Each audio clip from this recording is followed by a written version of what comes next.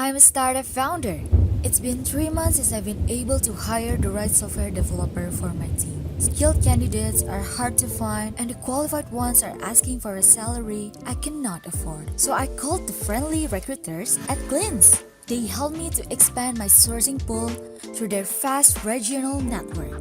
In just 7 days, I made many great candidates with the skill I desperately needed. Glints managed the entire recruitment process from start to finish. Interviews, onboarding, compliance, check. No administrative hassle, no worries. I was finally able to build my dream startup tech team quickly and affordably. With Glints taking care of my regional teams, I can finally focus on the things that matter most. Start your hiring journey with Glints today.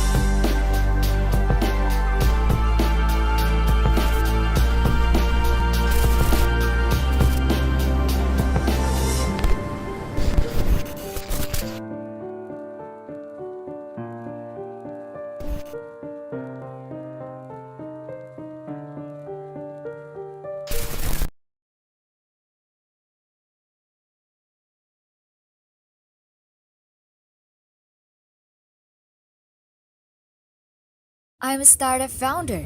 It's been 3 months since I've been able to hire the right software developer for my team. Skilled candidates are hard to find and the qualified ones are asking for a salary I cannot afford. So I called the friendly recruiters at Glints. They helped me to expand my sourcing pool through their fast regional network.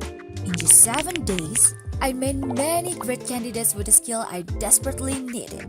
Glints managed the entire recruitment process from start to finish. Interviews, onboarding, compliance, check. No administrative hassle, no worries. I was finally able to build my dream startup tech team quickly and affordably. With Glints taking care of my regional teams, I can finally focus on the things that matter most. Start your hiring journey with Glints today.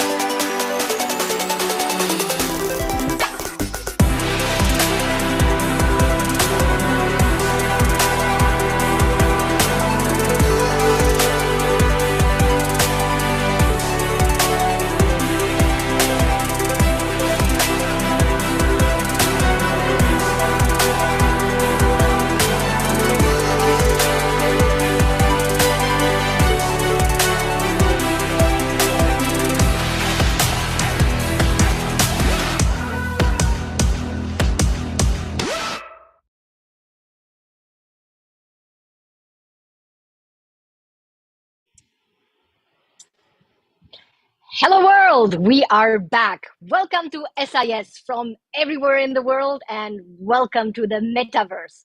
Special greetings to our audience in the Metaki headquarters and the BNV headquarters in Decentraland. Special greetings, of course, to our online viewers from all continents and a very special greeting, of course, to our audience here in Hong Kong from where we are streaming, of course, live. SIS 22 Scaleup Impact Summit this year is under the theme of Universe meets Metaverse. Be with us when all the worlds and multiverses collide. And we are thrilled to bring you already today this first taste and experience of SIS 22 with this very, very special pre-event dedicated to, of course, the Metaverse. We have, once again, an amazing lineup of world-class speakers, change makers, thought leaders, industry experts in store, and an awesome lineup of scale-ups showcasing their business and what's next. Of course, as always, a special shout out and thanks to our partners and sponsors. Thank you. We would not be able to do it without you. So I want to name, the biggest ones, our platinum sponsors from DLA Piper and Toco. They will also be with us tomorrow with the talk. Make sure you dial back in. Our platinum sponsors, also our friends from Animoca brands. And we are thrilled to have Yat Siu today with us in a fireside chat, as well as tomorrow, Ivan coming back on a panel. Thank you to our gold sponsors, Jardins. We also want to thank our silver sponsors at Magazine Cloud, our silver sponsors, Newman Capital, our silver sponsors at Glints. We do have this time, of course, a special Metaverse sponsor. So once again, welcome to BNV and Metaki, and thank you. Make sure you check out the special SIS wearables and drops in Decentraland that they have prepared for all of you. Thank you to our venue sponsors. Once again, Christie's is streaming this talks and event live into the convention center at their spring sales. Thank you also to our very new and unique venue sponsor, Club DAO, hosting us here in Hong Kong. Thank you to our media sponsors, Genti by Tadler. And once again, we could not do it with our amazing community and ecosystem partners. We have over 50 this time again, and they're hosting their own special streams and sharing their love over social media. Today, we're starting very, very strong with 4 fireside chats about the Metaverse with Metaverse pioneers, industry experts, and blockchain thought leaders. And we will already have a first lineup of Web3 companies that are showcasing what's possible and what's next. So without further ado, let me introduce our very, very first fireside chat today. It's a great, great pleasure and honor to welcome back today on stage at SIS. I think it's probably one of our most loyal SIS speakers and obviously thought leader, Yat Siu, founder and chairman of homegrown Web3 leader Animoca brands. And we'll get to talk about building the open gaming metaverse and why it actually matters. So I'll hop back on stage with Yat. Enjoy SIS pre-event 22. I'm a startup founder. It's been 3 months since I've been able to hire the right software developer for my team. Skilled candidates are hard to find, and the qualified ones are asking for a salary I cannot afford. So I called the friendly recruiters at Glints. They helped me to expand my sourcing pool through their fast regional network. In just 7 days, I made many great candidates with the skill I desperately needed. Glints managed the entire recruitment process from start to finish. Interviews, onboarding, compliance, check. No administrative hassle, no worries. I was finally able to build my dream startup tech team quickly and affordably. With Glints taking care of my regional teams, I can finally focus on the things that matter most.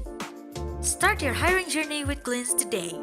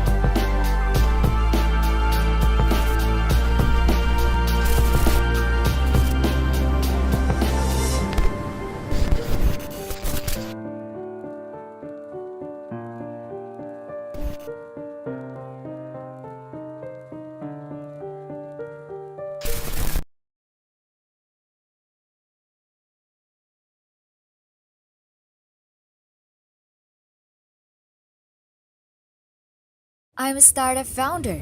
It's been 3 months since I've been able to hire the right software developer for my team. Skilled candidates are hard to find, and the qualified ones are asking for a salary I cannot afford. So I called the friendly recruiters at Glints. They helped me to expand my sourcing pool through their fast regional network. In just 7 days, I made many great candidates with the skill I desperately needed. Glints managed the entire recruitment process from start to finish. Interviews, onboarding, compliance, check.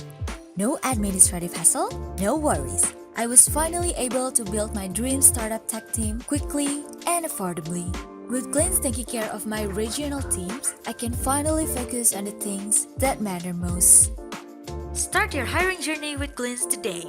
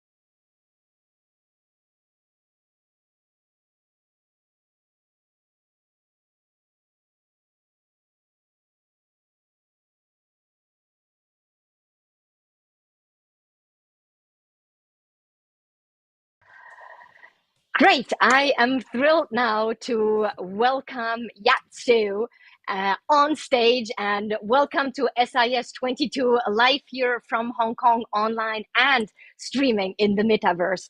Arguably, welcome back to SIS because you are one of our most loyal, or the most loyal speaker of SIS, always bringing content that is at the forefront of what's happening in the tech and innovation scene. Welcome, Yat. Thank you. It's always a pleasure to be here.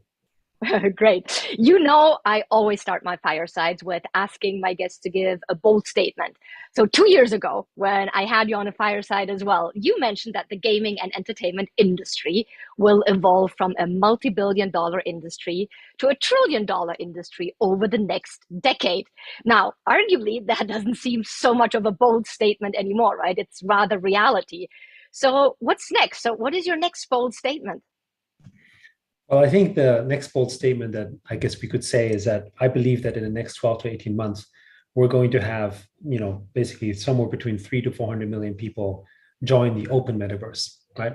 Meaning that this is a space where 3 to 400 million people in the world will have non-fungible tokens, will own digital assets, not necessarily in the form of like a Bitcoin, for instance. I mean, that's one way to put it, but generally speaking, to have digital assets versus virtual land, items inside their favorite games, a Bored Ape, or whatever that may be. I think that's going to happen much sooner than we think. And in terms of where we are in terms of the $1 trillion space, I mean, that's well on the way. Gaming continues to grow. And if you look at all of the new forecasts that have come out in terms of people talking about the gaming space, everyone's predicting that the space will now turn into the $1 trillion type of economies. And if you think of the economic unit that was that is powering the metaverse, which is basically blockchain, crypto, and all that stuff, the combined market cap, even in today's relatively sort of depressed market in comparison to, say, just a few months ago, is still in the trillions of dollars, right? So you could say that in some ways we are, on our way already towards towards that vision. Okay, brilliant. And we'll focus a little bit more on the open metaverse and also other verticals, not only gaming and entertainment. But for those very few, I'm sure, who have not yet dialed in and don't really know you, just a very, very brief introduction, though. I mean, you have been in the space forever. I know I've always smiled when I introduce you as the grandfather of not only the Hong Kong star tech and innovation ecosystem, but also a pioneer, right, in the Web3 space. So you're a founder and chairman of Animoca Brands.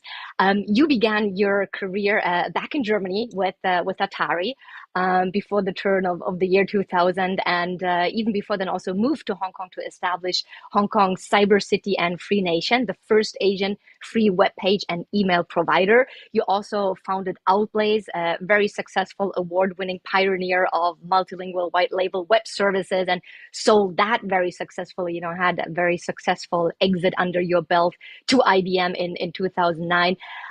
You're also director of Tornout Ventures, a partnership between Outblaze and Turner Entertainment, and with a lot of, hugely popular emoticons and characters. Tutski is one of them. You set up Delta Learning Lab, and we may have a chance to talk a little bit about your passion for education and ed tech a little bit later. You obviously earned numerous accolades, including being a global leader of tomorrow at the World Economic Forum, Young Entrepreneur of the Year.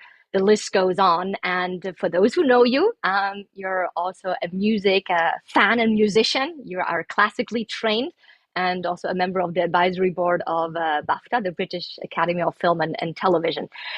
So yeah, now as I said, the pioneer in Web3. So tell us a little bit, how could people make a sense of that journey? What are things, lessons that you learned, passions that you found, things that you are applying day to day?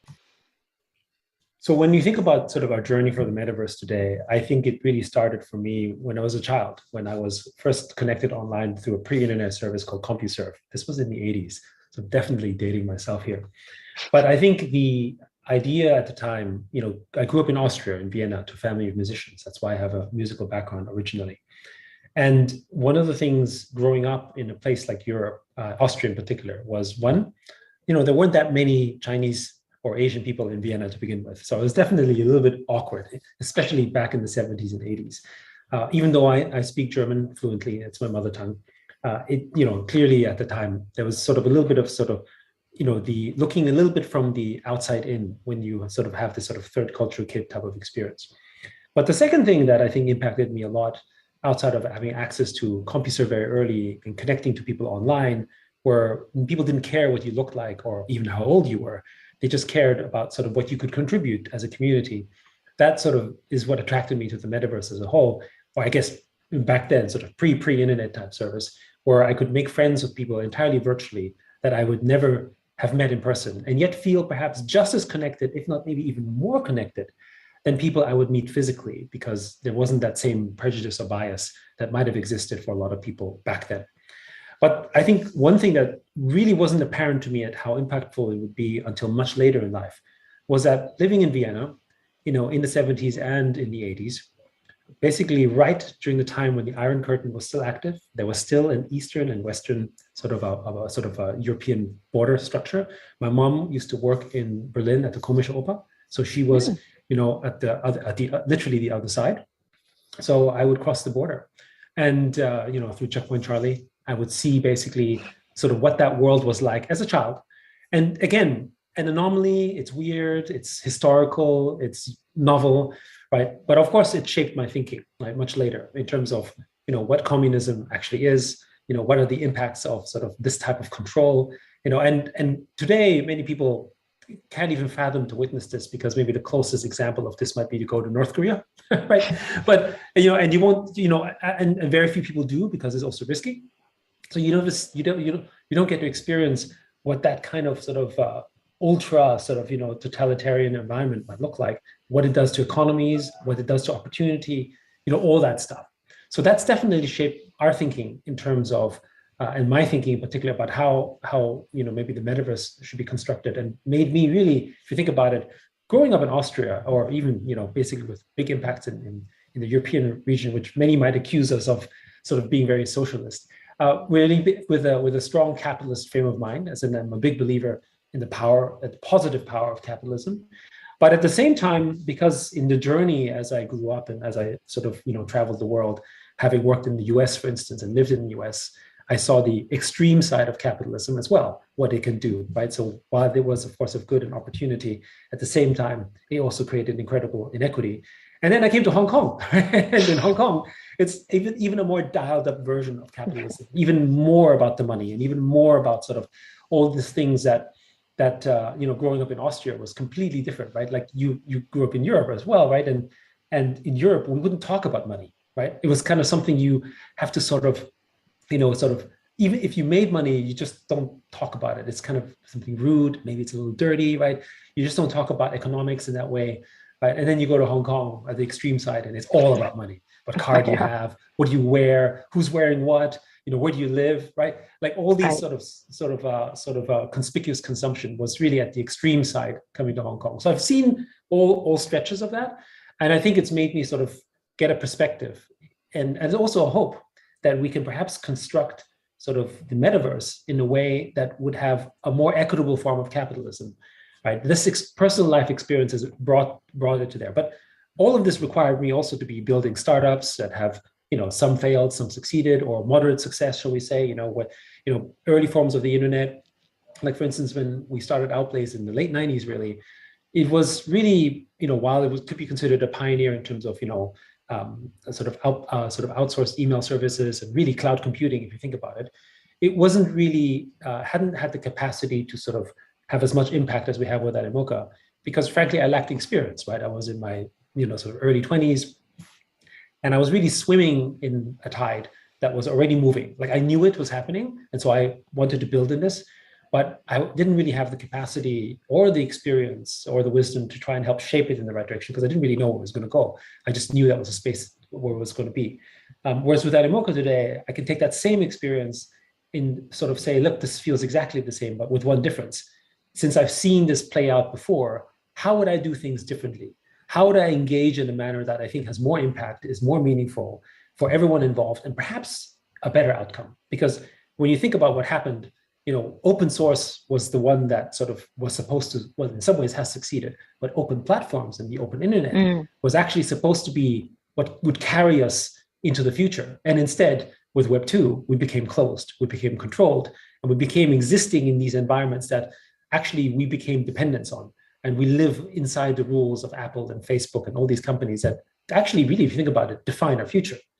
So that has to change. But none of us would have predicted back in the early days of the internet that could happen, because even AOL failed, right? Even China, that was trying to build its own intranet, was unable to sort of limit the awesome growth and potential of what the internet and open source could offer until it didn't. Right.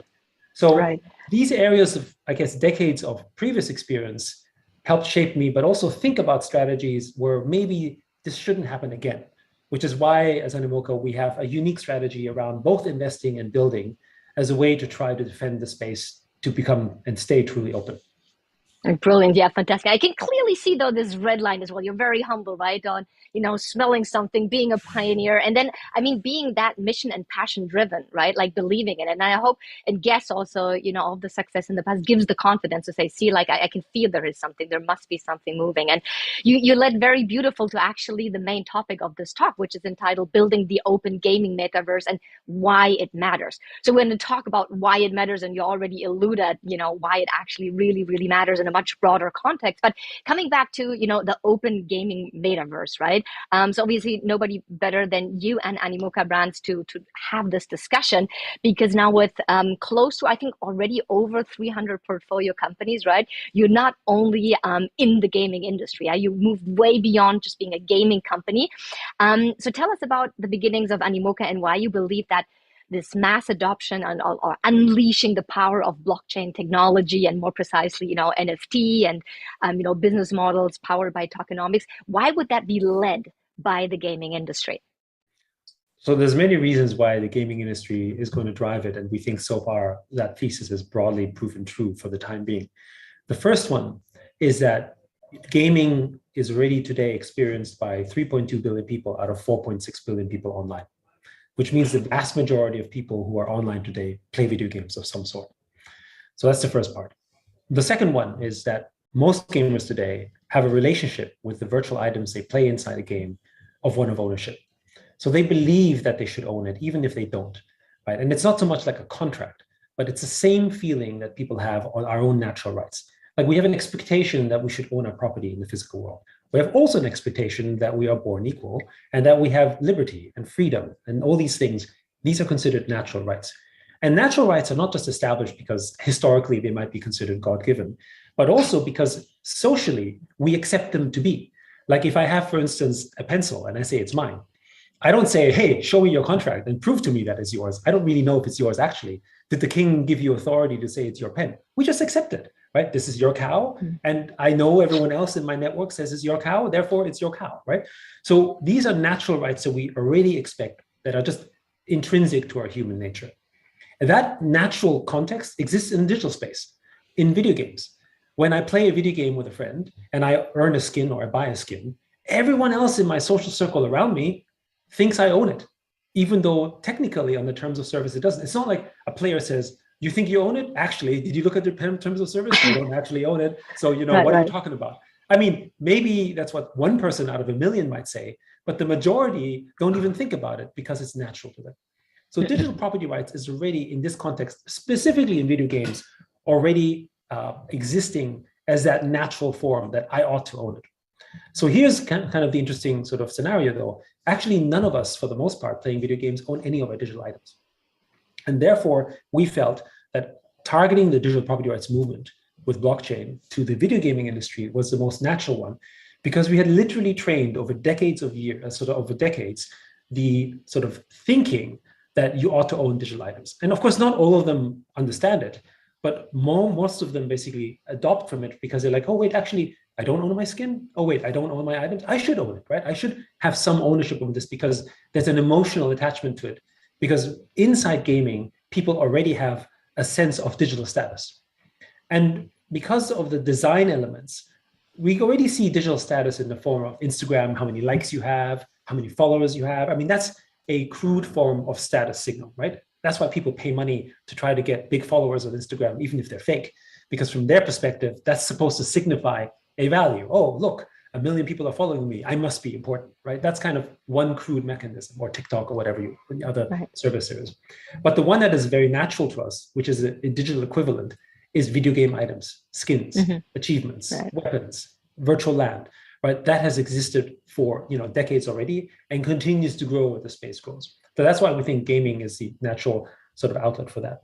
Now, in terms of its importance, I mean, I had alluded to this earlier, but the critical thing is that actual true property rights in any space, whether it's digital or physical, provide for much stronger economic opportunity because people then have the freedom to compose new experiences and the freedom to trade and transact as they please because they really own these items.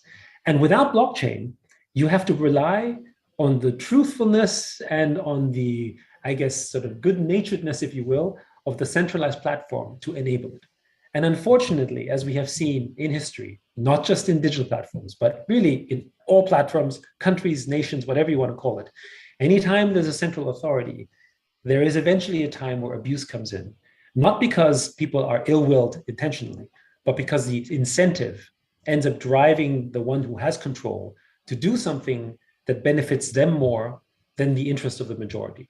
So digital property rights, or any property right really, ensures that that can't happen, and also allows people to conduct economic frameworks on top of ownership of others so that this can scale and grow.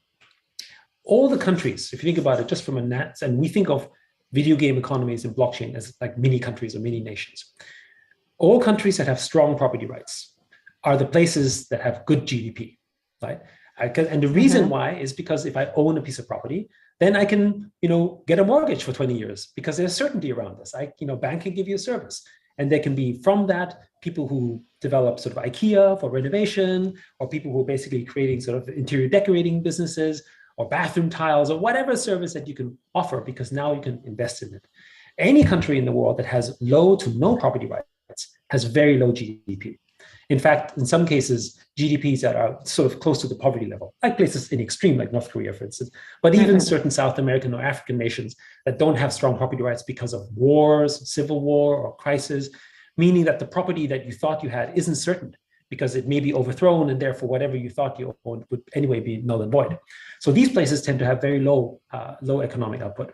So the master thesis is, well, the digital world is like all of these sort of dictatorships, meaning that nobody owns anything because you're always existing on a terms of service, meaning that the economic output of these digital economies, as large as they may feel to be today, because it is worth trillions of dollars, is actually from a GDP standpoint, a fraction of its potential.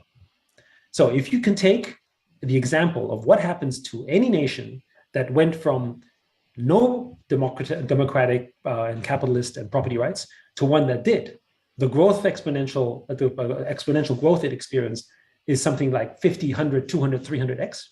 That's what we believe the metaverse, the open metaverse, will deliver. And absolutely, so far, we've seen this take place. And we think, the thesis, therefore, to us is no longer experimental. But at the time when we started venturing into the space almost 5 years ago, it was sort of a big belief that this is how the future should be because it's better for everyone. But of course, was also subject to a fair amount of risk because it was still an idea 5 years ago. Right. Absolutely. And we'll dig a little bit deeper again into this aspect of open, right? On no central powers, decentralization, etc. But I want to be a little bit provocative because I mentioned that, you're a very loyal speaker to SIS. Back in 2020, you were with Sebastian from the Sandbox, and we had also Mick from Dapper Labs, CryptoKitties, right? And you, and talking about, again, how gaming will help the mass adoption of blockchain technology. Now, arguably, was it or is it really gaming? Because what happened 2021, the digital art market, played apparently maybe even a bigger role now in helping NFTs go mainstream, since Beetle sold his NFT for a record breaking, over 69 million US dollars at Christie. So do you agree? Who's actually driving it most? So if you think about the actual first driver, each of them add on top of it. And this is the part where open is important. I'll get to that, right? Because when you have an open framework, the network effects compound on top of each other because people are able to construct on the work of others. So it is, of course, true that actually, even before the art market, the first big wave of mass sort of at least ideation around NFTs actually was with NBA Top Shot from Dapper Labs. We were the creators of CryptoKitties, one of our very first portfolios in the space. Yeah. And they demonstrated at a larger scale that digital collectibles could have a similar value, if not higher value, than physical collectibles. And that sort of captured the imagination of people to say, oh, that's interesting. Of course, we haven't reached millions of people yet, but it created rise on that, right? And if you think about the earliest days of what happened with Sandbox, right? As well, people were starting to buy virtual land and sort of get into that space and understand that better. That actually happened all in 2020 and started to increase in value too. Still, it wasn't, the millions of dollars it became today, but it was still thousands of dollars. So a lot of people were like, ooh, that's interesting. What's virtual land? So all of these things started to move in tandem, some faster than others. And then, of course, the digital art market kind of, which was already emerging with, collections like CryptoPunks at the time. And then afterwards with some of the PFP projects, eventually would lead to Bored Apes, but, Beeple and the digital art market, right? These were all things that captured the imagination as well. But in terms of number of users that actually ended up entering the space, it is still gaming that is larger. Because the art market ended up being a market traded amongst hundreds of thousands of people who had money, as they do in the real world, right? I mean, Sotheby's or Christie's doesn't sort of address a 100 million user market. It addresses a circle of high net worth people who care about this stuff. And that's great. That's that market. And that's what the NFT market represented. Not everyone can go with $69 million of the people. Only a small number in the world can afford to do that.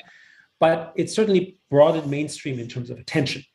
But in terms of usage, it was actually gaming that brought that attention. Starting with Axie Infinity, right, which was also one of our earliest companies in the space, where they were basically bringing, really, if you think about it, sort of mass earning potential in villages in the Philippines, and brought in, I would say, millions of users into the space. And now there's many GameFi projects that do something similar in terms of bringing people adoption, even with things like Move to Earn, like what Dose is doing, or Steppen, all those guys, right? They're all gamifying elements of this, right? And you could say that, oh, is this fitness? Yes, but it's still gamifying. It's still creating game elements around it. It's still a form of a game that captures that into that.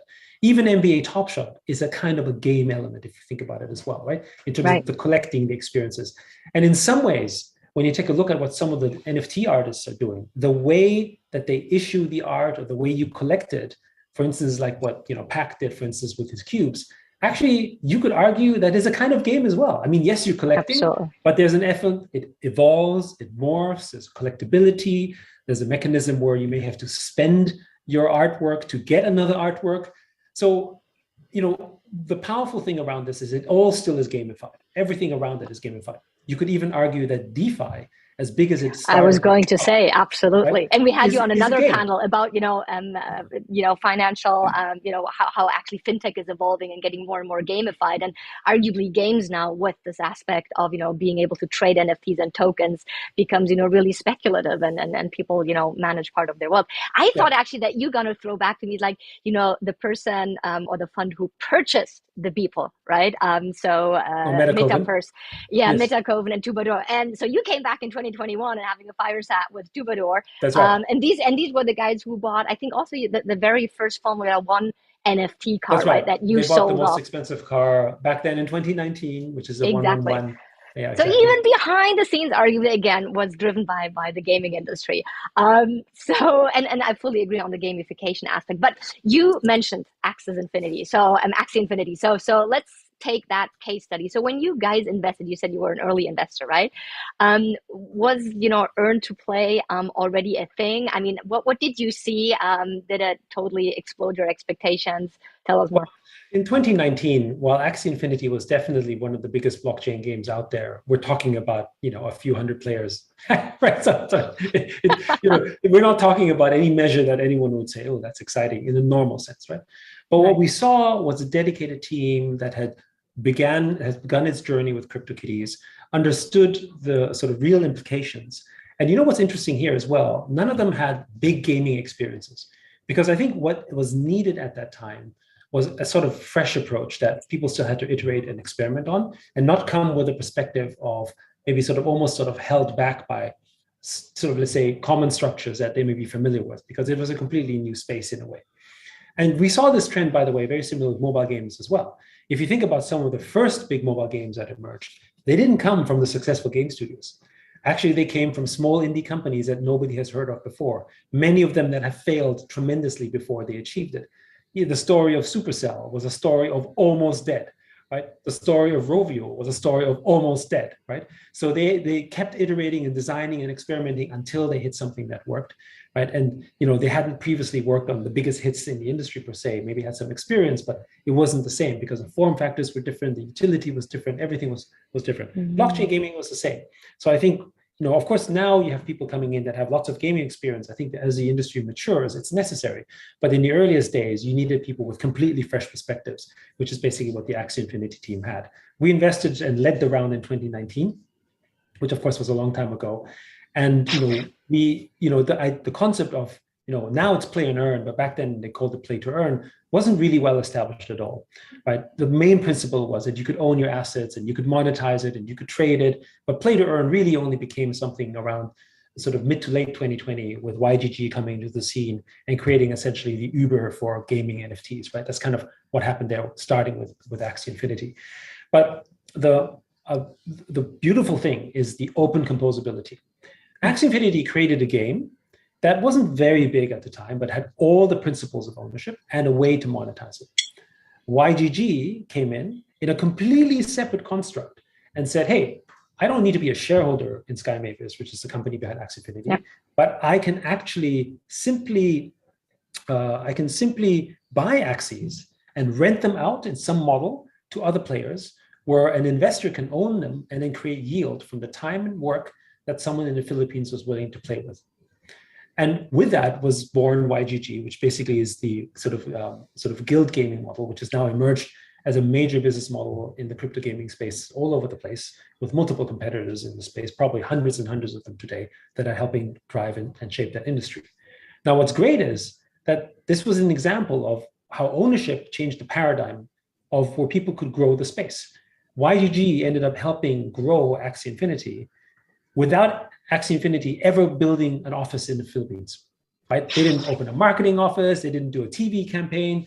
They didn't hire influencers. It just happened because people just needed to own Axes. Someone else did it because there was an economic paradigm that fit them. This is important because we see this in the physical world as well.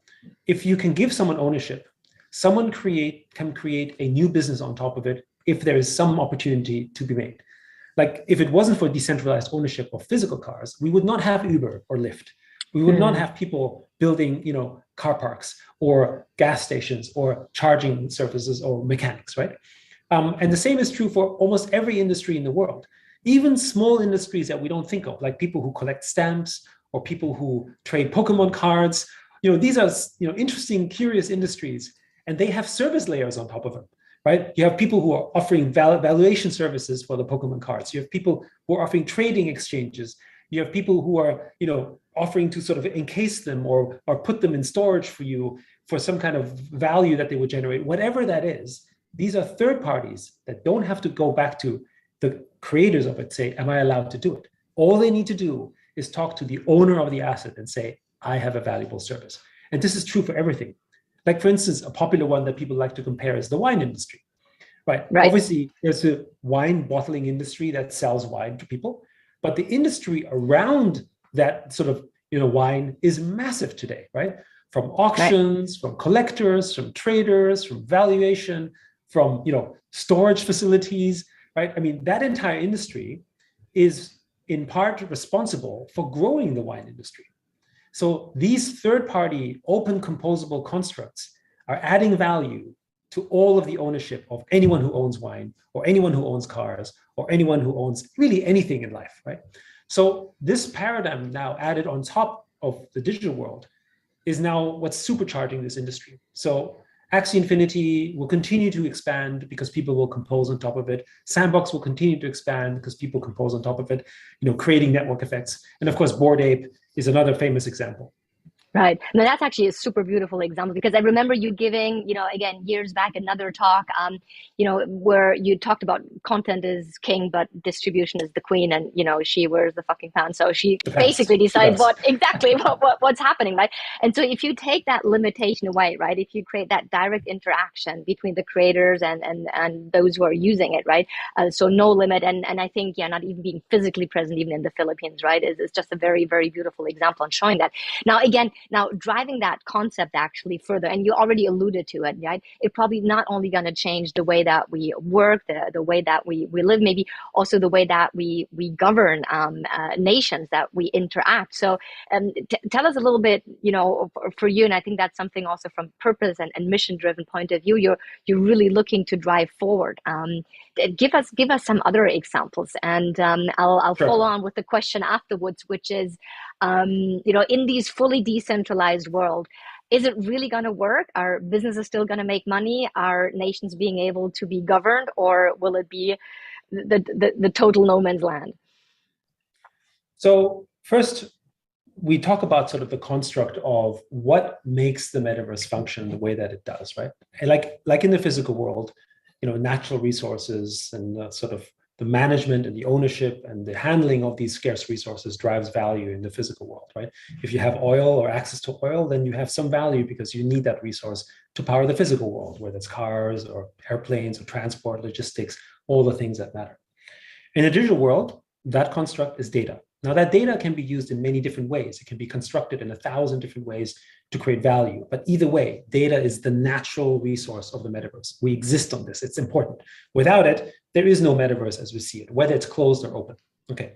Now, once we establish that, then we ask ourselves, so who owns the data that is driving this value?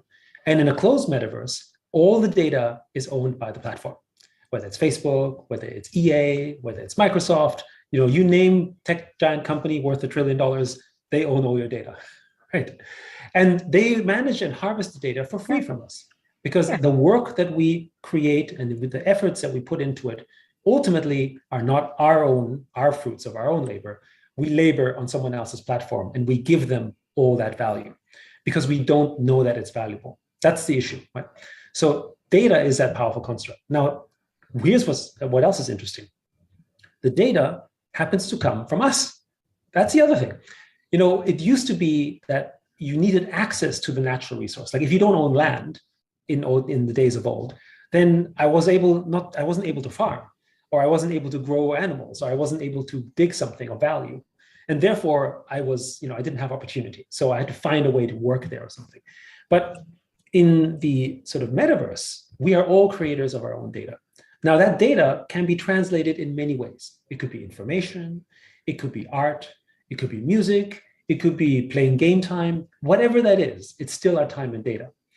And and just like we have in the physical world, our time and attention is not necessarily worth the same, right? Some people might be paid more for their work because of the value that they generate more than others. So that will continue to remain unequal, but we at least have the capacity to make money from our time, regardless of what we do, because there is a value, whether it's high or low. And so we coined this term a while ago. We called this, universal basic equity. So the equity, idea, right, versus income, right? So it's exactly, really your time and creativity, right? It's your time, your you... creativity, your attention allows you to create your own equity in the space, right? If you're an artist, you make a piece of digital art, and that's your equity. And you can choose to sell it or share revenue, whichever, but it came from you. And nobody else is there to disintermediate that creative capital that you put into it, unless you choose to do so for a fair reward, for instance, right? But it comes from you. And I think this paradigm is really extremely powerful, because I think it solves some of the struggles we have in the future, where we think about the future of work, where we recognize, well, you know what? We don't really need truck drivers anymore, right? We don't really need factory workers the way we used to. Many of the job functions that are powering economies today are going to be replaced by machines, because they're just faster, better, more efficient. I mean, it doesn't take rocket scientists to know that. Everyone knows that's happening. So what is the type of work that we as a human species can be doing that a machine cannot?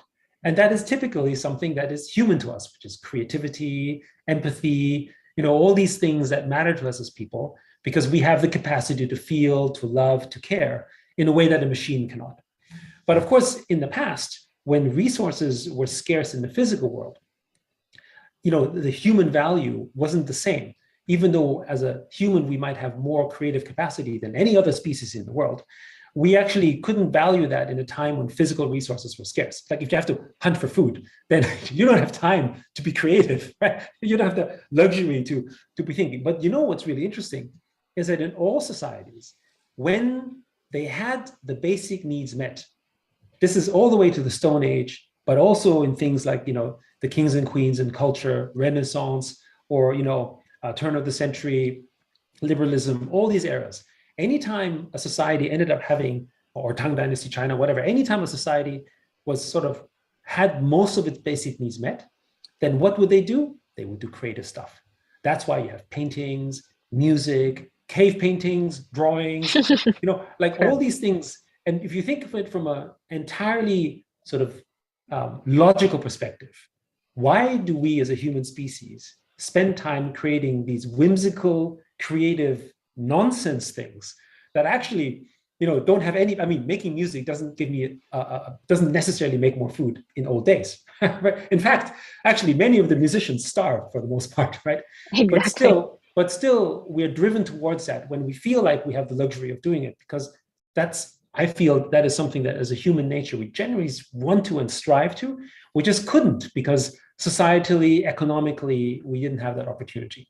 Now with universal basic equity, if we are at least paid for all of our digital time, we know that our basic needs can hopefully be met through the activity. And then we can venture into deeper creative areas, which to me will then supercharge areas of diversity and innovation much greater. Because right now, the number of people who can afford to be innovators as a ratio of a species is low. It's single-digit percentages. How many people have the privilege of not doing a job and going ahead and starting a startup and having some crazy idea? At the end of the day, Absolutely. It's still a small part of the world, right? But if as a capacity, we have maybe most of the world in the future that can ideate and create and do interesting things, actually the world will change completely, I think, in terms of its innovative output. We've seen this already when the internet came about, where it ended up creating network effects, building people together at supercharged ratios. So innovation has been on a tear, broadly speaking, and there's more innovation that happened in the last 20, 30 years than in the last 1,000, right, combined. But this will then continue to accelerate. So that's really important. Now, in terms of the question of the chaos that might happen in a Yes. decentralized ecosystem? Are we talking about anarchy and so on? And first of all, I don't subscribe to this view that, when you give people the freedom of things, that then there's going to be chaos. The reason why I don't believe that is because we're still trying to sort of create survivalist structures, even in the hunter-gatherer days as human species, right? Where we only collected in groups of 100 or 150 people.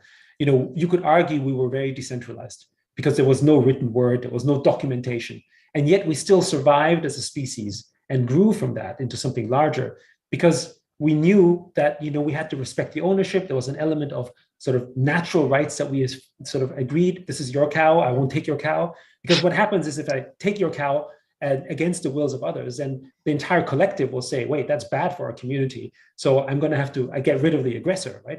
And that ends up becoming sort of a self-policing sort of effort simply for survival reasons in the earliest days, but eventually also down to sort of what people describe as what is right. And so the framework around that has to do with transparency. Not so much that every person is necessarily seeking in the best interest of others, but the fact that there is an element where I can now see everything, which means I'm accountable for this action. If I do something bad, right, then everyone can see it as well. If I do something great, then everyone can see that as well. And that is really, if you think about it, one of the fundamental bases of democracy, right? But democracy isn't perfect at all. There's many faults with that. But at least with the democratic framework, that power has the ability to change because of and to self-learn, absolutely, self-learn and correct and self-correct, exactly. And have this sort of decentralized mechanism where, at the end of the day, you need the legitimacy, and without that legitimacy, whoever is a leader no longer has a power base that will support him, and then he has to therefore act in the interest of his base. Whether the base agrees or disagrees, that's all part of the sort of environment that he or she has to operate in. But broadly speaking, that sort of self-policing aspect will arrange for this. And what I think often isn't discussed, but is perhaps one of the most powerful parallels of a functioning democracy, is that its job is to bring the average up, not so much to sort of just bring people at the top who know everything, right? Because if I need to convince you that my idea is best, I can't just simply say, well, if you don't get it, you're stupid. My job is to say, well, okay, if you don't understand, let me tell you why. Let me explain to you. And eventually what happens is, over time, which can take time, you bring everyone closer to your level, maybe even at your level, right? And all you've really done is created a broader, more intelligent, more educated space as to why your choice is better than someone else's choice. And as a result, democracies are as strong as the base that has strong education, right?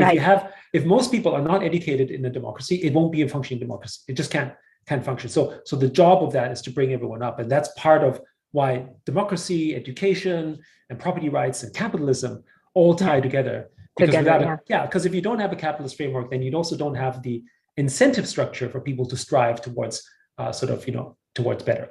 So, that's kind of where I feel this whole thing will shape.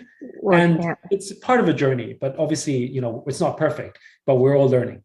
Absolutely. And I will touch again a little bit on that open element. And obviously we have to talk about, the big tech Web2 players, trying to enter that open metaverse. But I just want to make a little bit of a side a bifurcation here, because we talked about really equity, equality.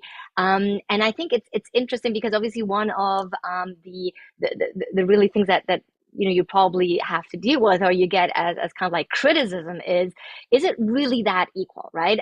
If we think about, for example, tokens, cryptocurrencies, highly speculative, already creating a huge discrepancy of wealth. And I'm just referring to, for example, what the optimism guys are doing and saying, wait a sec, there is already inequality on that, pure and tokenomics business model, and introducing, for example, soul-bound, tokens to make sure that we equalize and really make sure that each and everybody in that world has the ownership or the possibility to participate equally.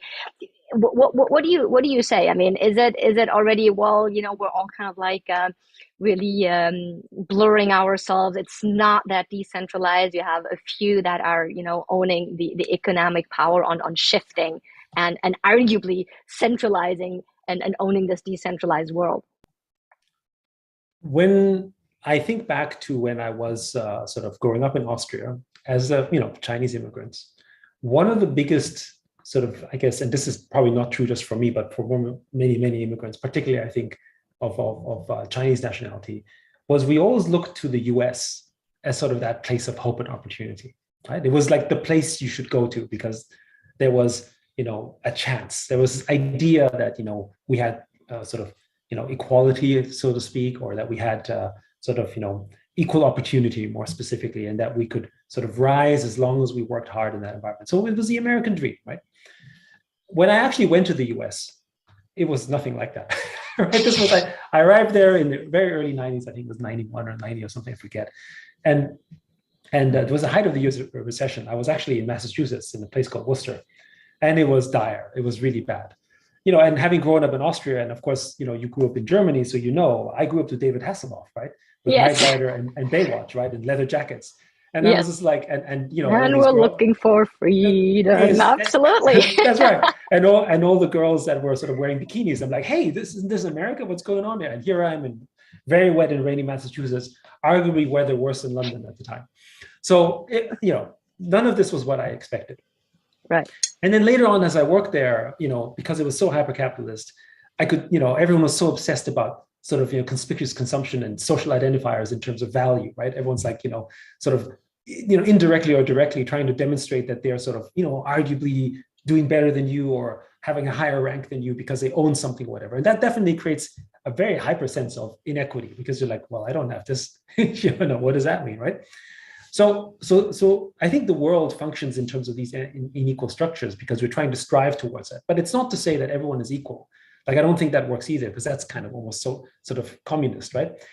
You need in sort of these unequal structures in order for get people to motivate to drive there. But what was powerful, and that never sort of changed for me, and I think it's never changed for other people who were looking towards it, was the idea of America, right? So the idea that you had freedom of expression, that you had the rights of man, that you had essentially access to capital, that you were entitled to opportunity, right? These are things that once you had them in you, don't disappear.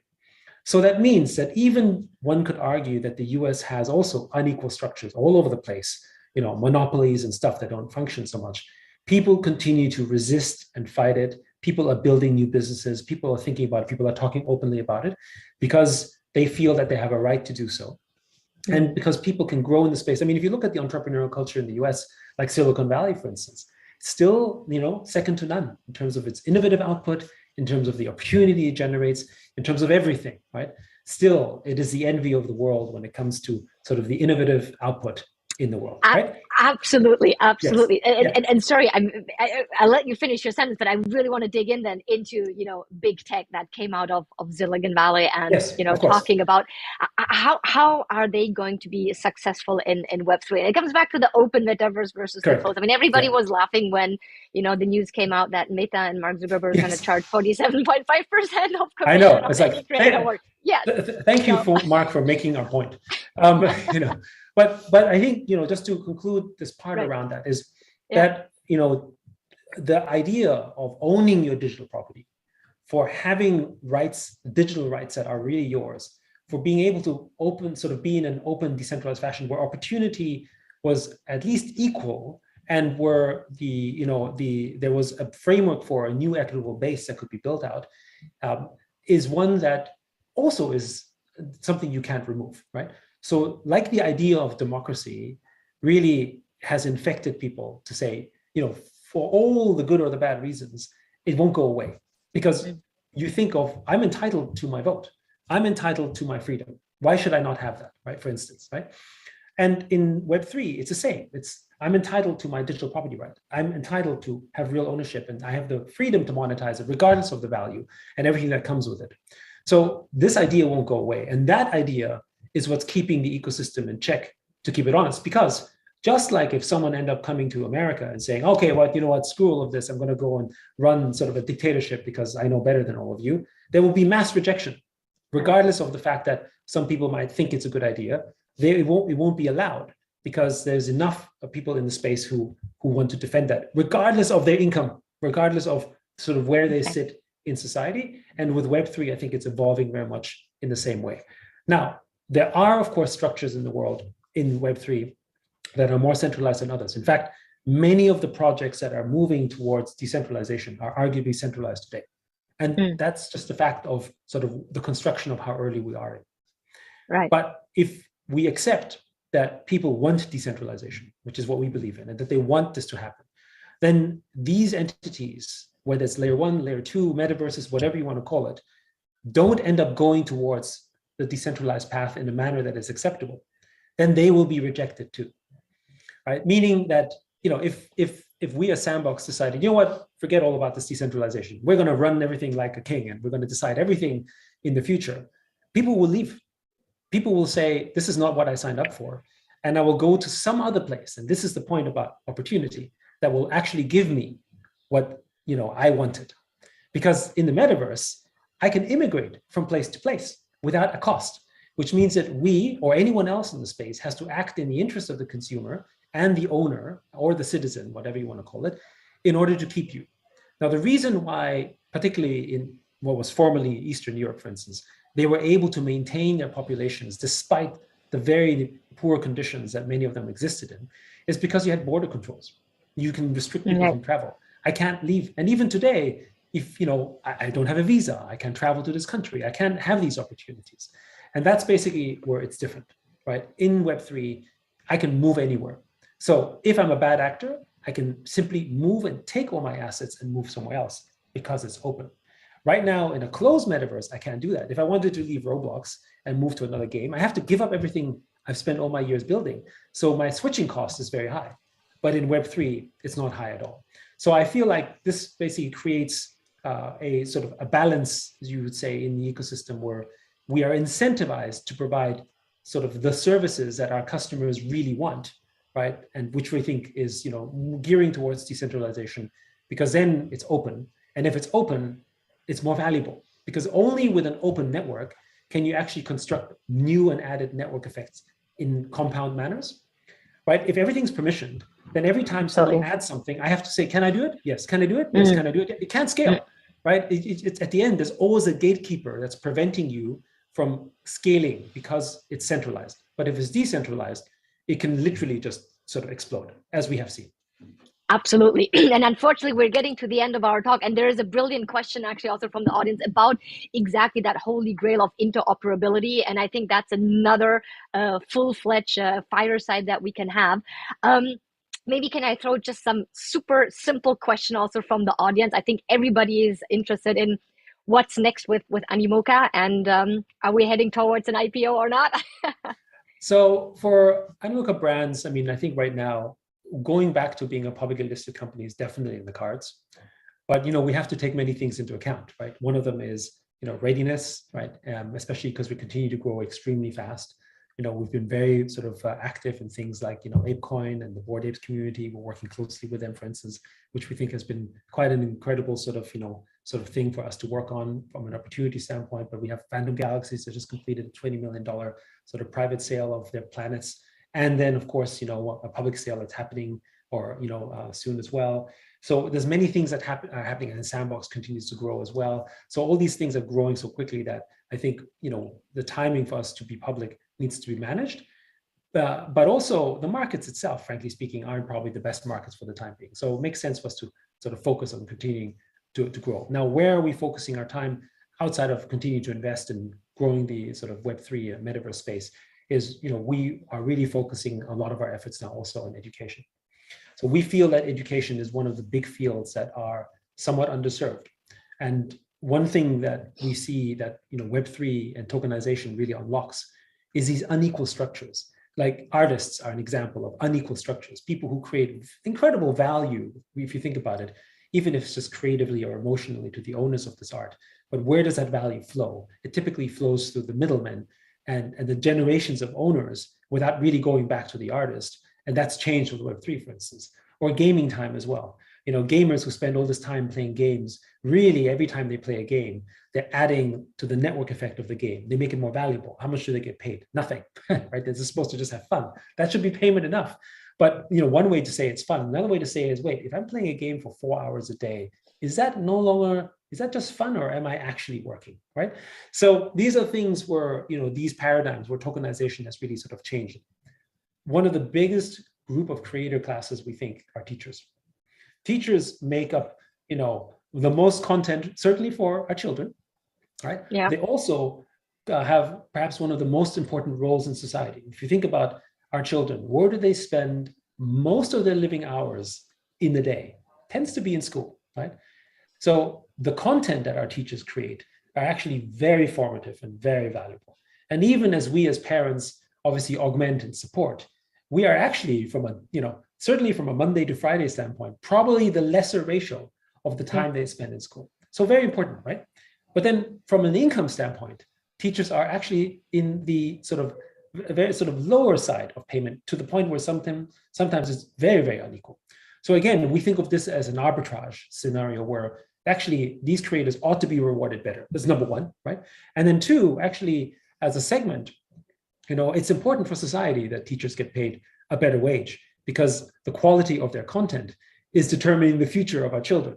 So if there is, I think there can be no better other opportunity to grow the space. And then finally, of course, you could say that, if our children grow up understanding more about the digital economy, understanding about the economics around it, about NFTs, about tokenizing and what it means, then we think they'll also be better prepared for the future that is going to is already currently being unleashed, and will be much, much bigger than it is today. So we think, all of these sort of things are checked off by focusing some of our efforts in the education market. That's brilliant and beautiful. And now teaching is already happening online. So probably, again, the move to it will be accelerated. Unfortunately, we're running out of time. So we definitely have to have you back, Yat, for next SIS. But thank you so much for all your brilliant insights again and spending time with us.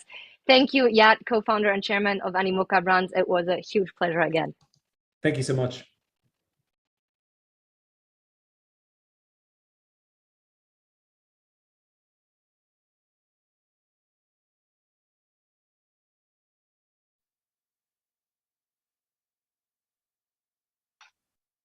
All right. Are you on mute? I think that we are good to go. Can you hear me? Now I can hear you. Perfect. Well, thank you. It's great to see you. And I'm so happy that we can go after that fantastic session about educating the world. Now we go on to the high world of art and NFTs and Web3. I'm Diana Wu David. I'm head of Future Proof Lab, and I'm here with Francis Bellin, who's head of APAC for Christie's. And you are just off the floor of some of the biggest sales of the moment, right? As I understand. Right in the middle of it, Right in the middle of it, right in the middle of it. So I took a short break between raising a paddle and raising another paddle just to be with you. Oh, well, thank you. So I'm going to take that to mean that Web3 is really important to the future of your business. Tell me about it. We talked a little bit about new industry dynamics, the evolution of buying and selling. What does it mean for you? We talked a little bit about new audience, and you said absolutely not. It starts with the object. Can you tell me a little bit about how you view NFTs and Web3?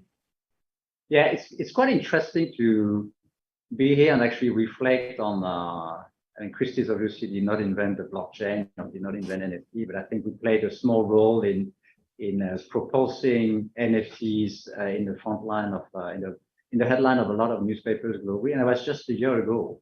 And every time I say it's a year ago, people consistently say, no, it was longer than that, because just so much has happened in a very short period of time since we auctioned that work from Beeple in New York in March last year for $69 million US.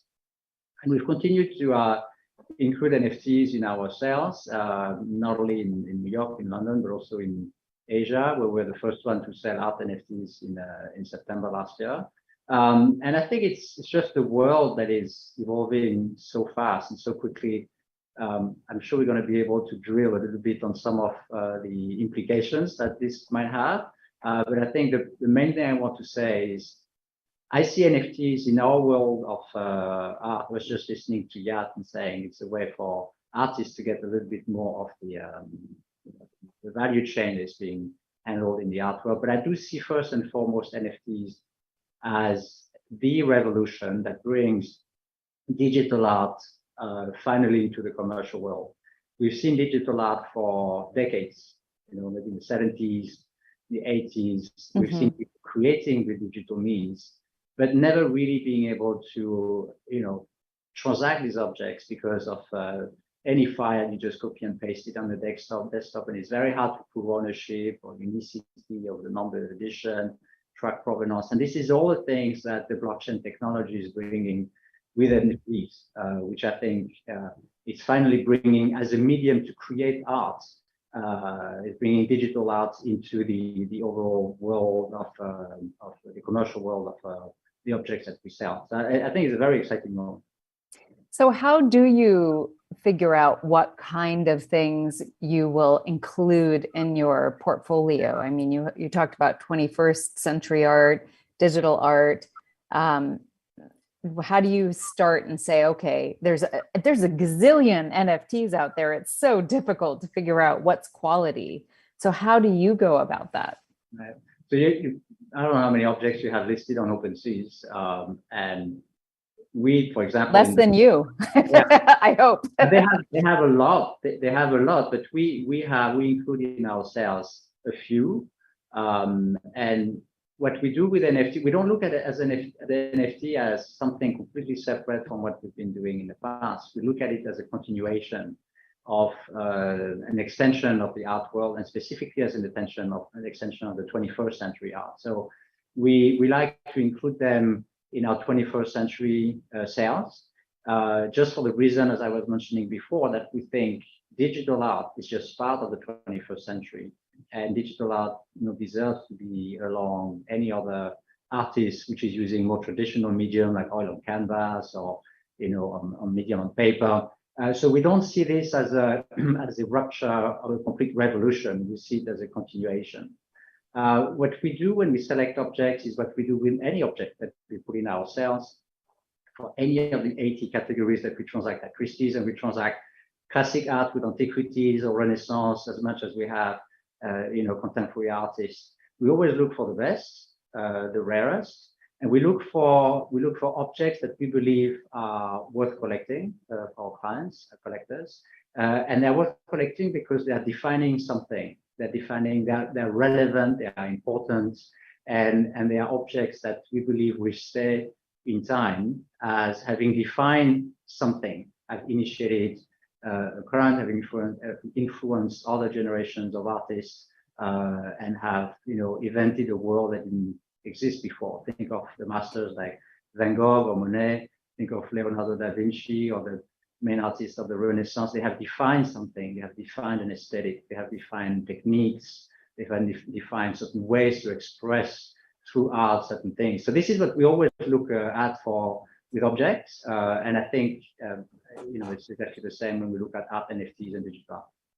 And how do you approach it? If you're, if there's a startup starting for the very beginning, or an artist starting, they really have one specific portfolio that they might put forward, but you have to market and put forward everything from a Ming Dynasty vase to a video project or NFT. Like, how do you manage all of that?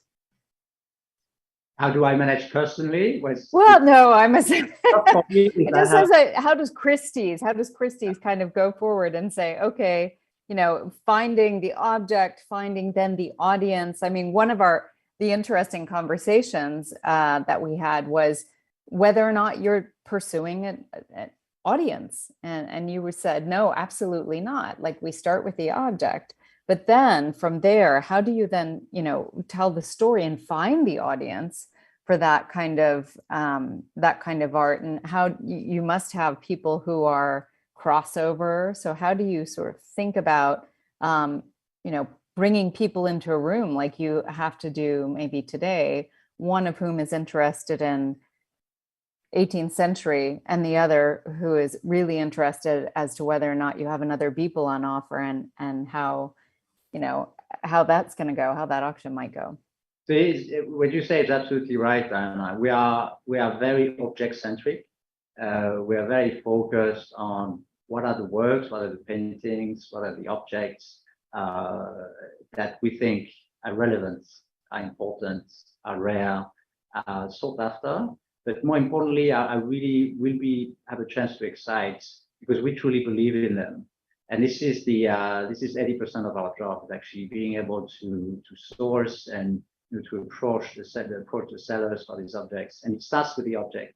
And this is what happened with the people collage. It was the same. We started with the work, we believed in it, we believed in the way it would resonate. We were surprised by the result, obviously.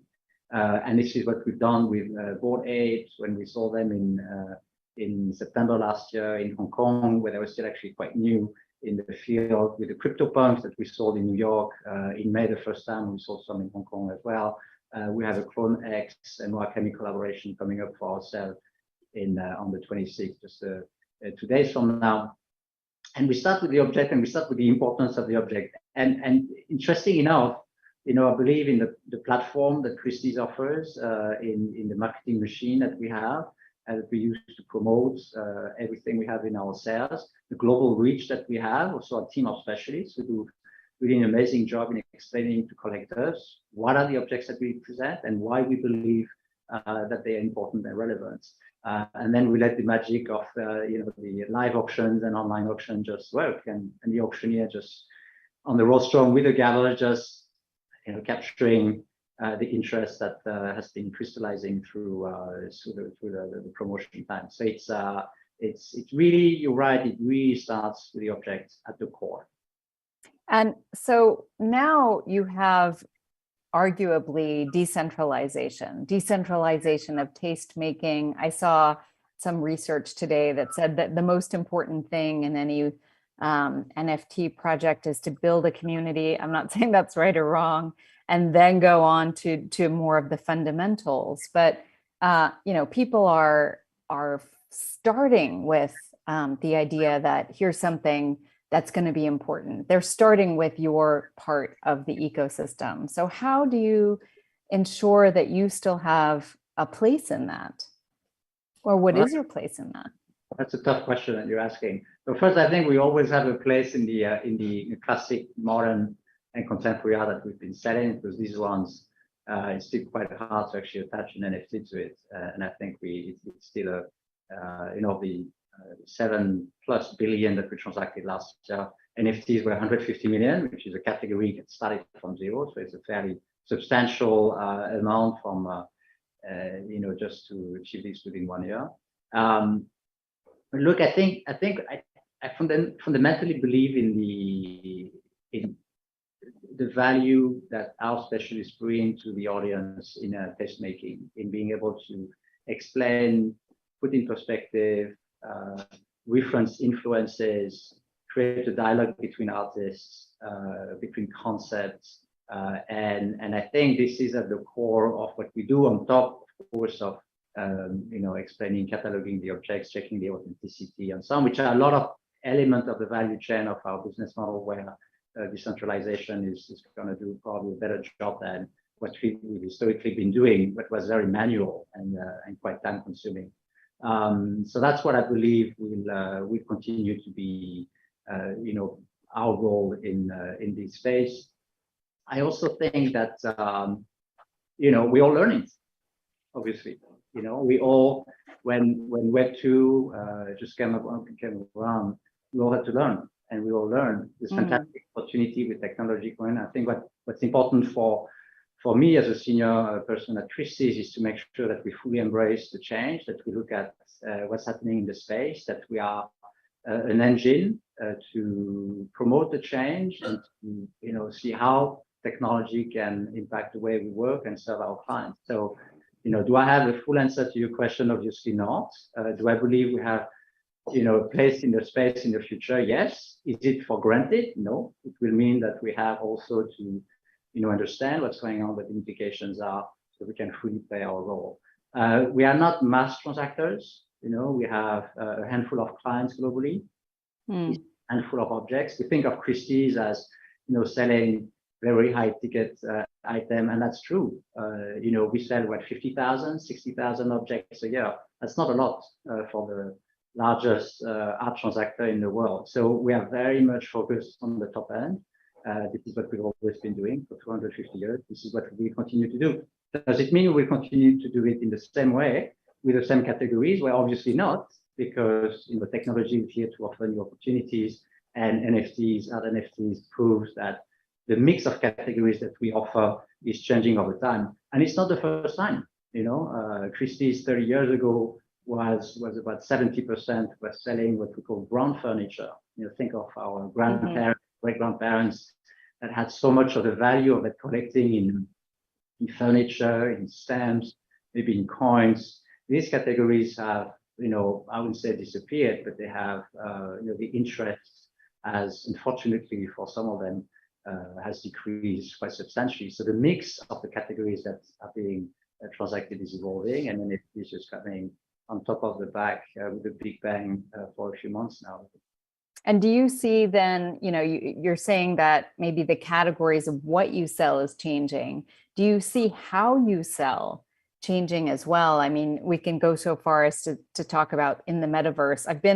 Seems like art galleries in the metaverse is a thing, because many of the, the places I visit with my Oculus seem to have art galleries. Everybody has their paintings up.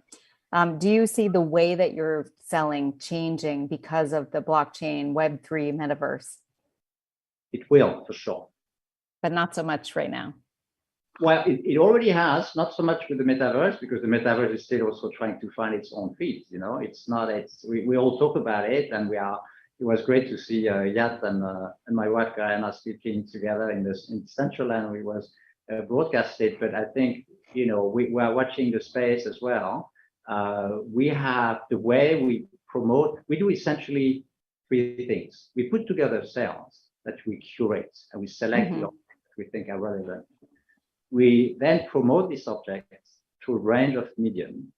We used to have very thick catalogs that were being mailed around the world, which is not very eco-friendly, and we've stopped, reduced that by, 80 or 90%. But we promote objects, and then we transact the objects. And we transact objects, the old-fashioned way is James Christie is on his rostrum in London, auctioneering the objects, but this has changed. And each and every part of these each of the three pillars of what we do, of course, is being impacted by technology. And Metaverse is not the first time, or blockchain is not the first time that's being impacted. But we are, like any other business, we are embracing it, we are adapting, we are looking at what the opportunities are. And as recently as on the transacting side, online was a very small portion of our sales, because collectors believe that it has to be in person. You have to be in the room. You have to have the fear of missing out of the auctioneer on the rostrum. Well, guess what? 10% of our revenue now has been moved online. So you can argue it's very small compared to other categories like cosmetics, for example, or books. If anyone is still reading books, by the way. But we are embracing in each and every one aspect of the value chain what technology is offering, and we're watching this. But as a 250-year-old man, James Christie is still around, and hopefully will still be around in many more decades, centuries. But it's also a careful person before you just try to completely revolutionize. I would be very excited to have some of our options being live streamed in the metaverse, and that's definitely things we should be looking at. Example. Well, never say never. I think you have the right connections to do so. I'm excited about opportunities that tokenization of asset will offer. If you think of, it's easier to buy shares in an airplane today than it is to buy in a Picasso, or we sold a Warhol portrait of Marilyn in New York a few days ago for $195 million US. Well, there's only one owner. You can't fractionize this. Do we think that the blockchain technology would allow that kind of asset to be tokenized in the future? Well, yes, I'm pretty sure it will.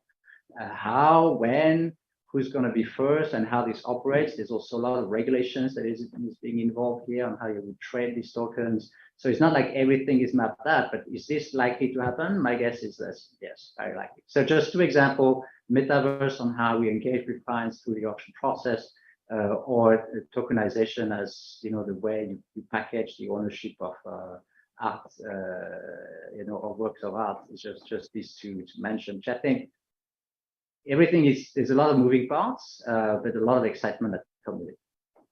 So how do you see tokenization? I mean, that's an exciting way to unlock an audience that can invest more in art, but how does it work with the physical aspect? I mean, I know that Damien Hirst, for instance, has his, buy my NFT and you can either have the painting or we'll burn the painting and you can have the NFT.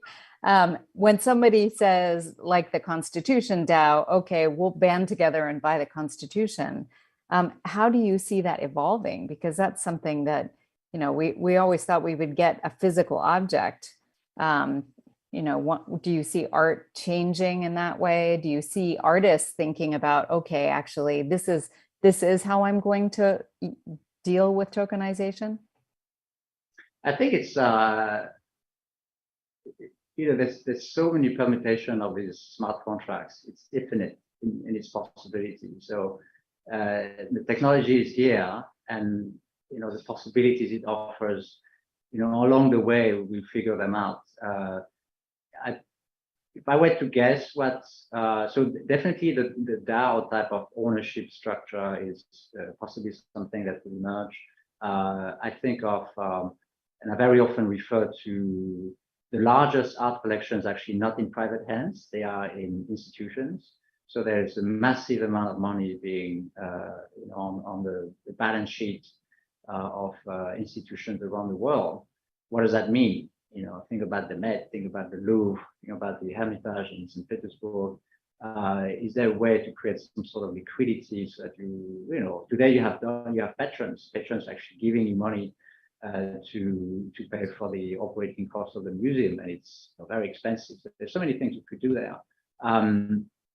You have art funds today around the world, but they operate more in the way like a PE fund would be. So they raise capital, they have a management team, and they go out there in the market and they acquire individual works that they hold for a certain period of time, and hope that the market is going to appreciate all these artists before they actually liquidate their positions and make a certain profit. Everybody wants to have a piece of the most prized art assets. So, can we imagine that you go into that kind of structure with the tokenization of some of the most prized, Picassos or Monets or Gerhard Richter? I believe so. But I think there's also a need for the regulation to evolve to make space for this token to be more easily transacted. Owners, which I think today is being discussed at different places at different stages of maturity in that respect. It's kind of interesting because you talk about finding the things that are important and rare, and of course, if you have a DAO where 5 billion people all own the same Picasso, suddenly it's not that exciting. Well, I mean, it is, but it potentially is a lot less rare. So that's an interesting kind of dynamic at play. We have so many questions, which if you don't mind, I would love to ask some of your audience questions. What are the new criteria to assess digital art? Is the value mainly defined by the community around, or do you have new specific policies to assess the value of digital art and NFTs? That's a great question. I think the drivers of value for NFTs are very similar to start with, are very similar from more classic art. Well, not classic in terms of period, but non-NFT art. So rarity, I mentioned some of them, rarity, provenance. If the NFT was owned by, let's name it Madonna, then it might be the Me Too of that NFT is probably going to be worth a bit less because you can trace on the blockchain that the owner was so and so. The relevance, what kind of concept was started. Think about abstract art after the Second World War. So Jason Pollock, Pollock was a great artist himself. He just started a movement and influenced so many other artists. So that defines relevance in our space. And in the question was actually part of the answer, was the community side of it. I think this is one of the biggest difference between art NFTs or NFTs in general and more traditional art. You do have a sense of community with collectors, but they are very private. They are very hidden. They don't want people to know what they collect and what they have generally, unless they start to open a public museum.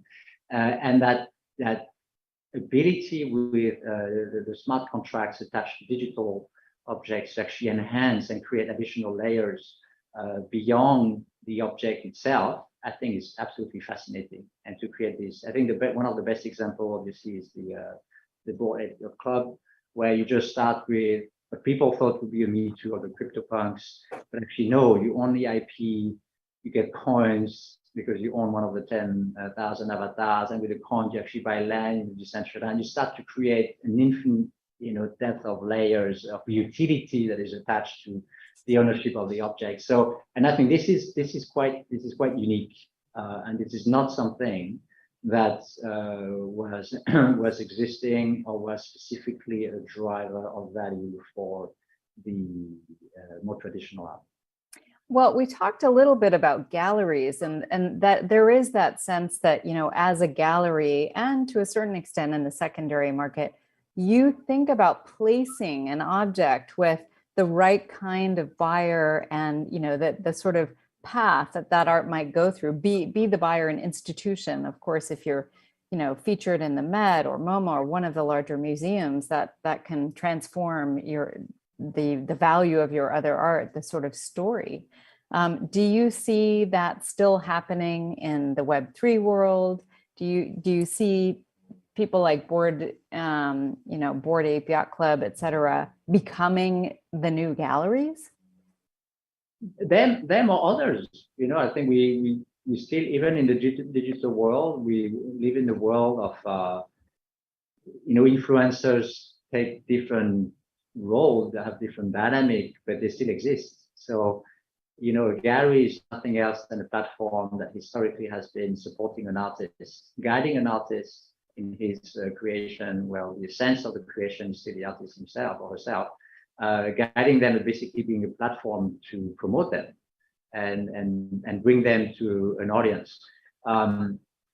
These changes, you used to have celebrities endorsing, like movie celebrities endorsing sneakers and sportswear, and now you have influencers, and these influencers have been navigating social media in a different way. So this will stay, very likely will stay, probably in different forms, and will continue to stay. So how this digital art existing in digital galleries on the metaverse will ultimately be promoted, recognized, gain fame or recognition.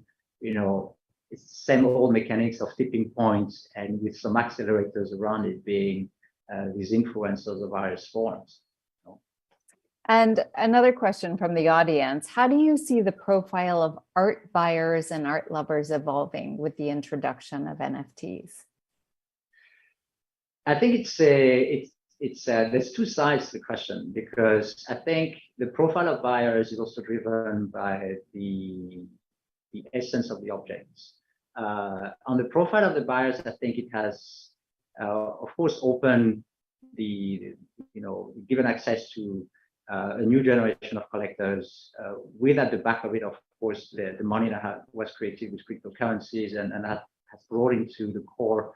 At a certain level of wealth, that goes to the core of the Christie's collectors, very young collectors that we were not used to have. 75% of NFT buyers at Christie's last year were actually new to Christie's, but they started to buy, very serious things in the other categories. What I think is really interesting with NFTs is because it fully empowers digital arts. Think of it as a revolution to empower artists to use digital means even more than they ever have in the past. If you were a talented, very creative artist from a concept and an execution point of view, 10 years ago, 20 years ago, you're very unlikely to have chosen digital means to express that creativity. Why? Because I'm going to be copied. How do we transact this? There's no physical existence, and the world was so anchored into physical aspect of things.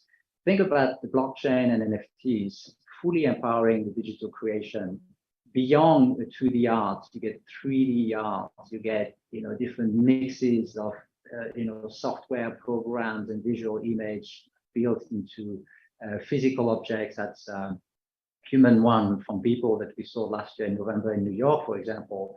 And I think because the objects themselves, because it's a revolution in terms of what you can create, I think this is going to lead to a very different type of object and creation. We think of NFTs today as like the CryptoPunks and the Bored Ape Yacht Club, but I think there is many more things to come.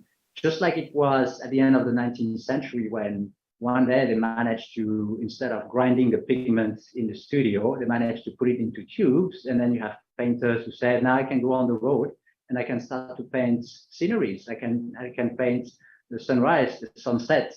You know, I can capture the light throughout the day when before you had to actually grind the pigment in the studio and paint in the studio with models.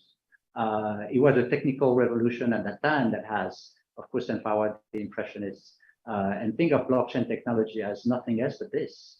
And I think there's a lot of very accomplished, more traditional artists that increasingly we look at digital means to create and to express the creation on top of a new generation of artists who already had selected digital means to create that would be fully empowered and brought to the world with much more prominence and having a proper stage. So I think it's all a lot of exciting things. These, of course, translating into, if you have more amazing things to collect, then you suddenly will have more collectors of different age. Well, that's a very poetic way to end it. I love the idea of the blockchain and NFTs and digital art unlocking creativity for new artists and new people who might appreciate art. And thank you so much for all of your time. Francis Bellin, head of APAC for Christie's. Thank you for leaving, putting your paddle down at auction and coming to visit us and telling us what you see as the future of art and Web3 in Asia. Thank you so much. I'm going back to the room. All right, sounds good. Thank you so much.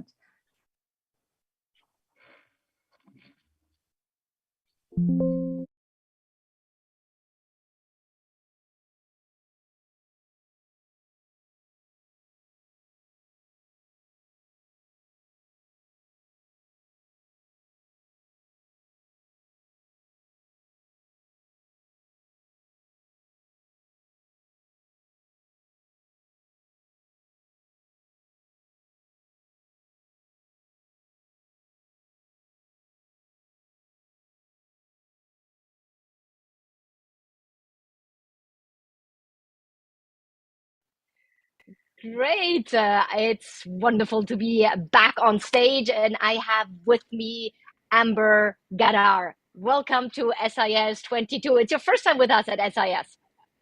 It is. And thank you for having me. Great pleasure to be in Hong Kong, digitally. Absolutely. And in the metaverse and all around the world.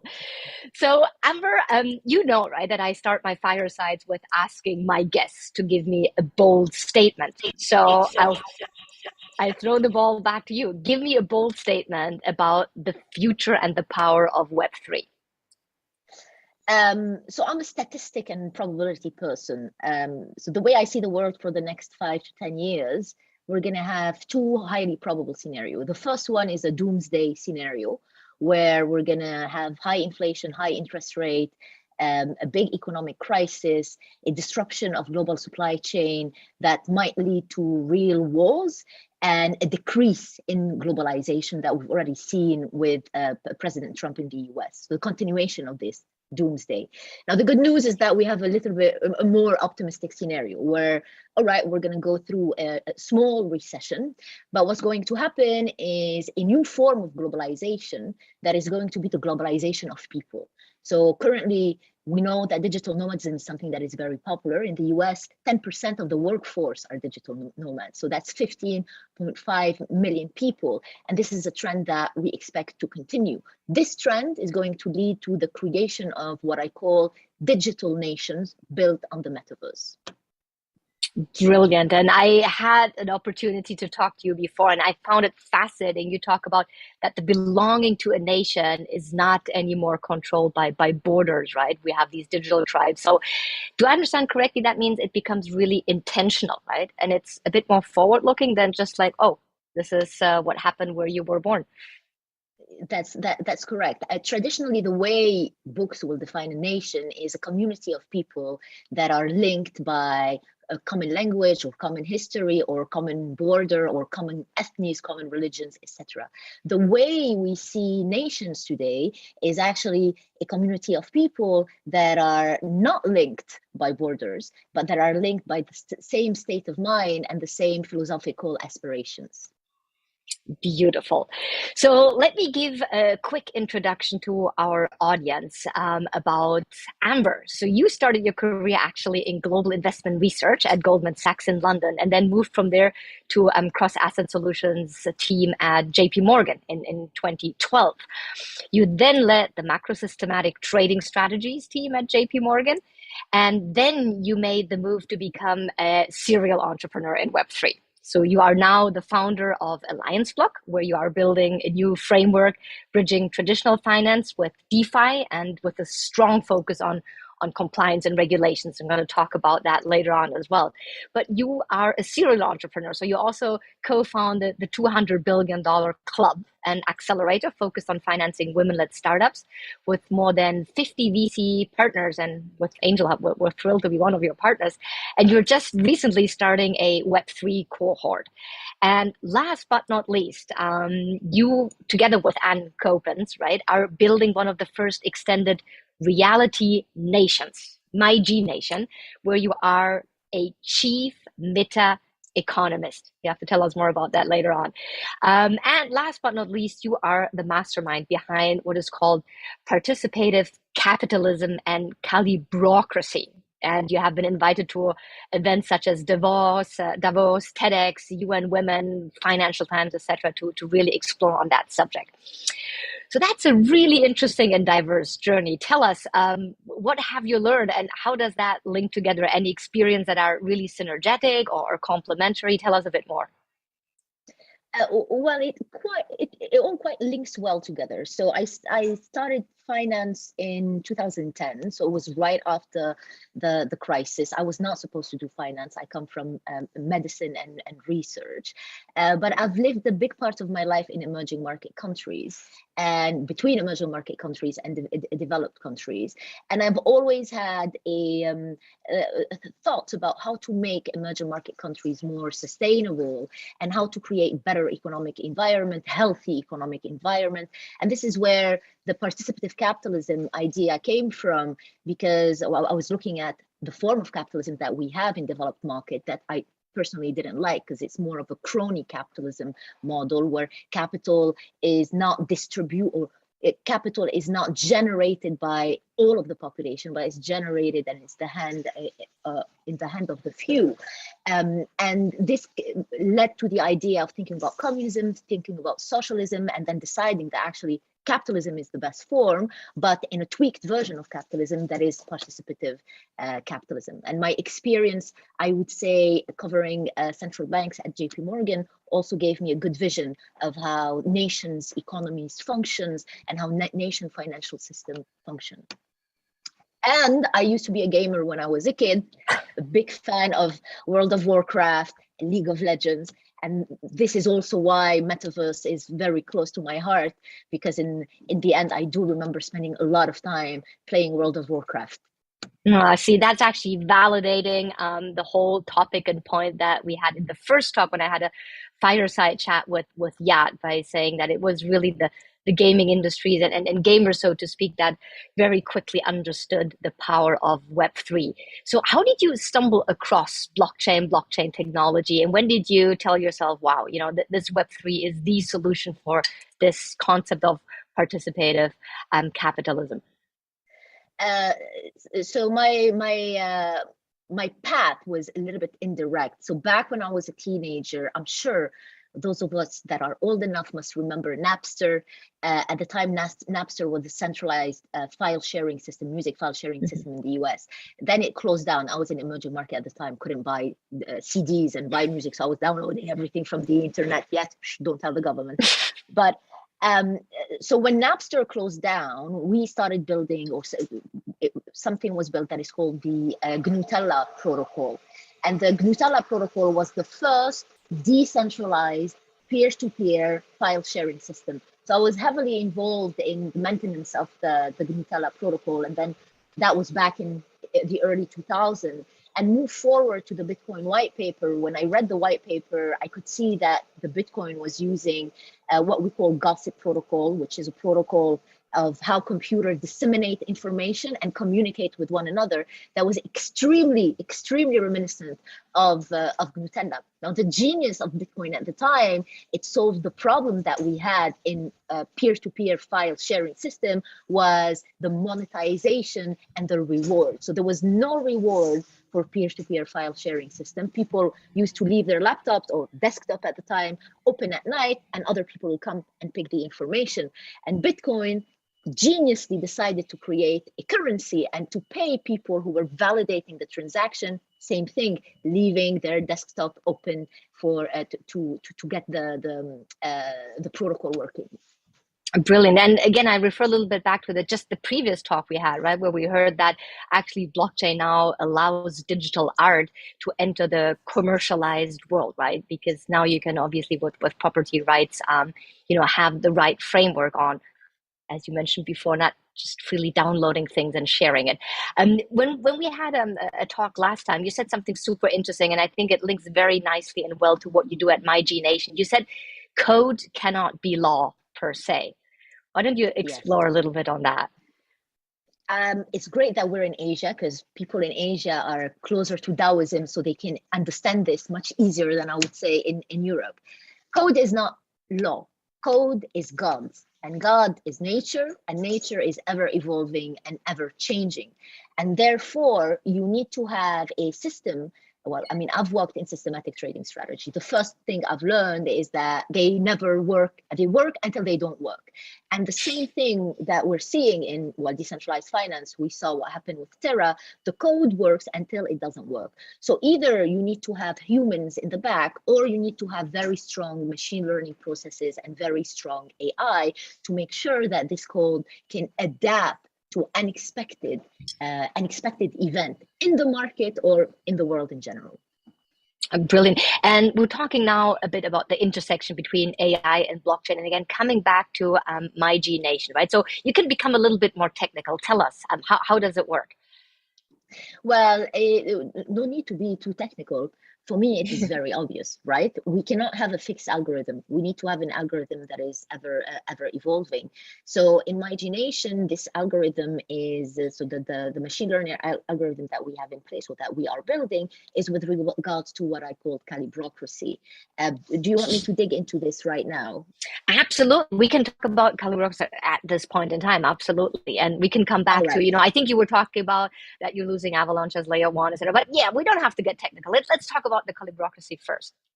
All right. So the Calibrocracy idea started from two things. Starting by playing games like League of Legends, where each character had different variables, and these variables would go up and down based on your experience in the game. And then it came from Brexit in the UK. So when we had the vote for Brexit in the UK, every vote was equal to 1. But I was thinking, I was like, how come people that are 17 years old are deciding my future in the UK? I mean, life is life. They're going to die at a certain point, but I am going to be the one suffering from the consequences of their vote. And this is how the first idea was built, is that you need to create a sort of a reputation system or a voting system where the individual is based on its caliber. So one vote is not equal, one person is not equal one vote. So the way we build Calibrocracy is to look at 3 main variables. What is the user? Let's not talk about individual. A user in a game is a user. It's his scale of work. How much work is he implementing in the space, i.e., how much code is he developing? Or how much assets is he designing? Sorry, my earphone dropped. How much assets is he designing? It is his scale of capital, because money is important, no doubt. How much money is he putting into the system? And it is also his scale of authority. How much knowledge does he have? How much knowledge does he share with the community? How much does he act with the community? And then you look at the function that is an ever-evolving function with bonus-malus ratings, meaning that would actually break down the user into these 3 components.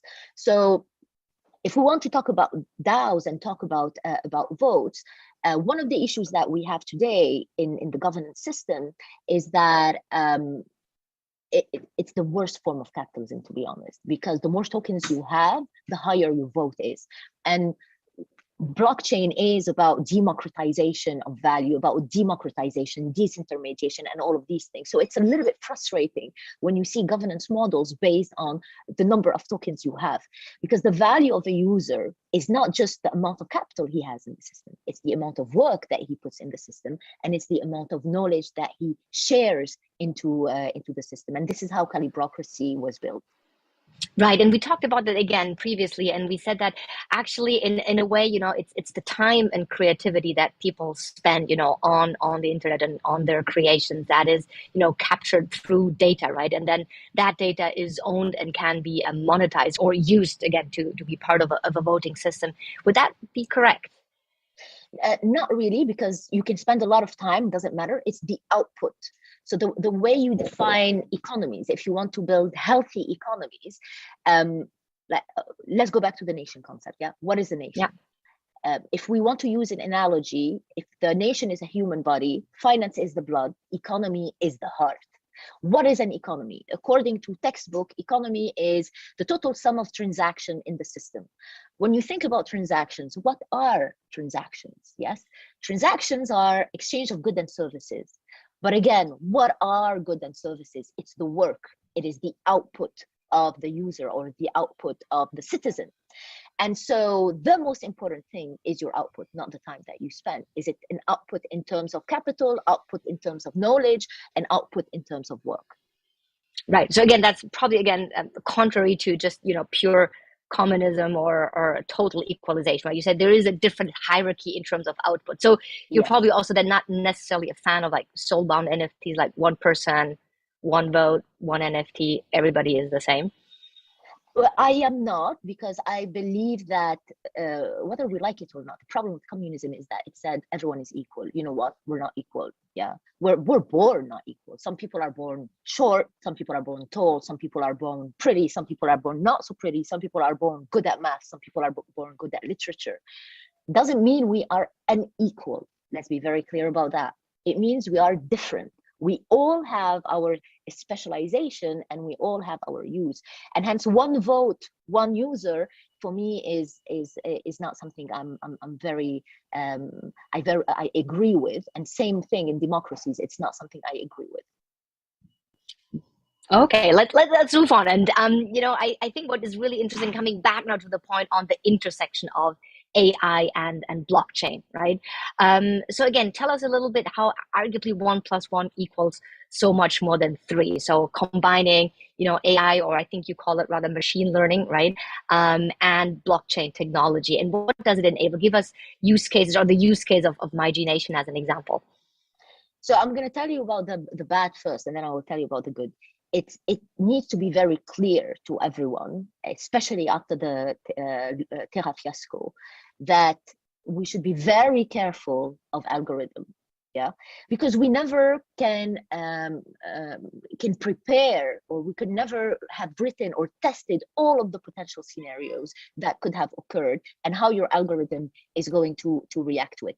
And this is where machine learning, or in the future, deep learning, is going to be very important, because you need to have an algorithm that is managing your protocol, an algorithm that is ever changing and that is ever evolving, that is adapting to unexpected events, whether in the market, unexpected events within the protocol, etc. So that is what we're looking to build on MyGNation, an ever-evolving algo. However, I want to be very clear about that. At initiation, in my opinion, we still need humans, because your algorithm needs to learn, right? It takes a little bit of time to learn. And so it is humans that will be controlling the tech until the tech is sophisticated enough to be let wild. And is that the role of the chief meta economist, or what is your role? And not really. So this is a role that I've invented, basically. I love the title, by the way. Thank you. And so basically, when we're thinking about nations, when we think about the economy of nation, you have central bankers, you have minister of finance, you have treasurers, etc., etc. One of the challenges that we have in the blockchain space is that we're still very, very early, meaning that a lot of the tokenomics model are not solid at all. And we see it with each bull. We see the models becoming more and more sophisticated. One example I can give is that in 2020, 2021, everyone was talking about deflationary pressures, right? Everyone was talking about burning tokens and decreasing supply, etc., etc. This is still super basic when it comes to building economies. And so the chief meta economist is someone that is, to me, that is building an economy based. So we look at a huge amount of variable, from price inflation to wage inflation to token velocity, and a lot of other data to actually decide on how to control the supply, how to control inflation, and how to control interest rates. So it's a very dynamic relationship that in the end says inflation is very important, whether it's the price of the asset, because let's remember, when we talk about metaverses, you do have the token, which is sort of the currency, but you also have the assets within the metaverse.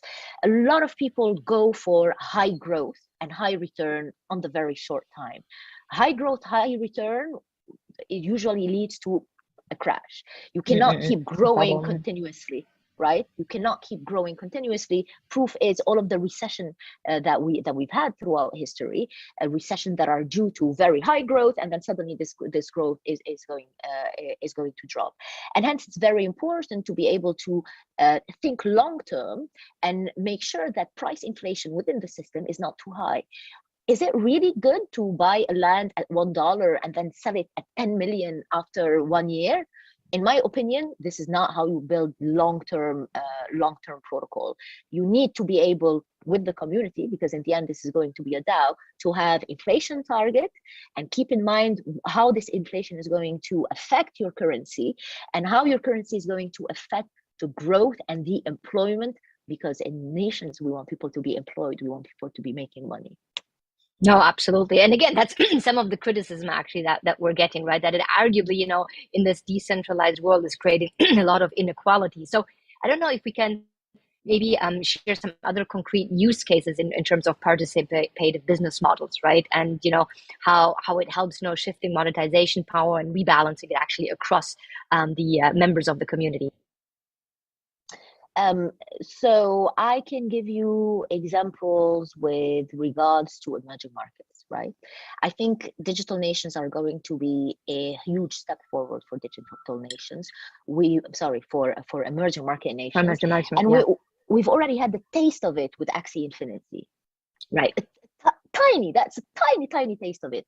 If I recall correctly, people in the Philippines were able to make roughly $300 a month, which is not nothing in emerging market country, right? So I gave up on government. I'm someone who has given up on government, and unfortunately, emerging market countries are stuck in a very vicious cycle where there is economic growth, but the disconnect between the rich and the poor is so large that for you to reach the middle class, it is very complicated. What digital nations are able to do is actually add an extra revenue, or maybe the only revenue, by working not in your country, but by working in a digital space. Fantastic. And I think it's a little bit the linkage also what you're doing at Alliance Block, right? That the whole aspect of financial inclusion seems to be very dear to your heart. And also interestingly, trying to solve inequalities also, for example, from a gender perspective, right? When you allow, through that financial inclusion approach, regardless on your gender to participate in the economy.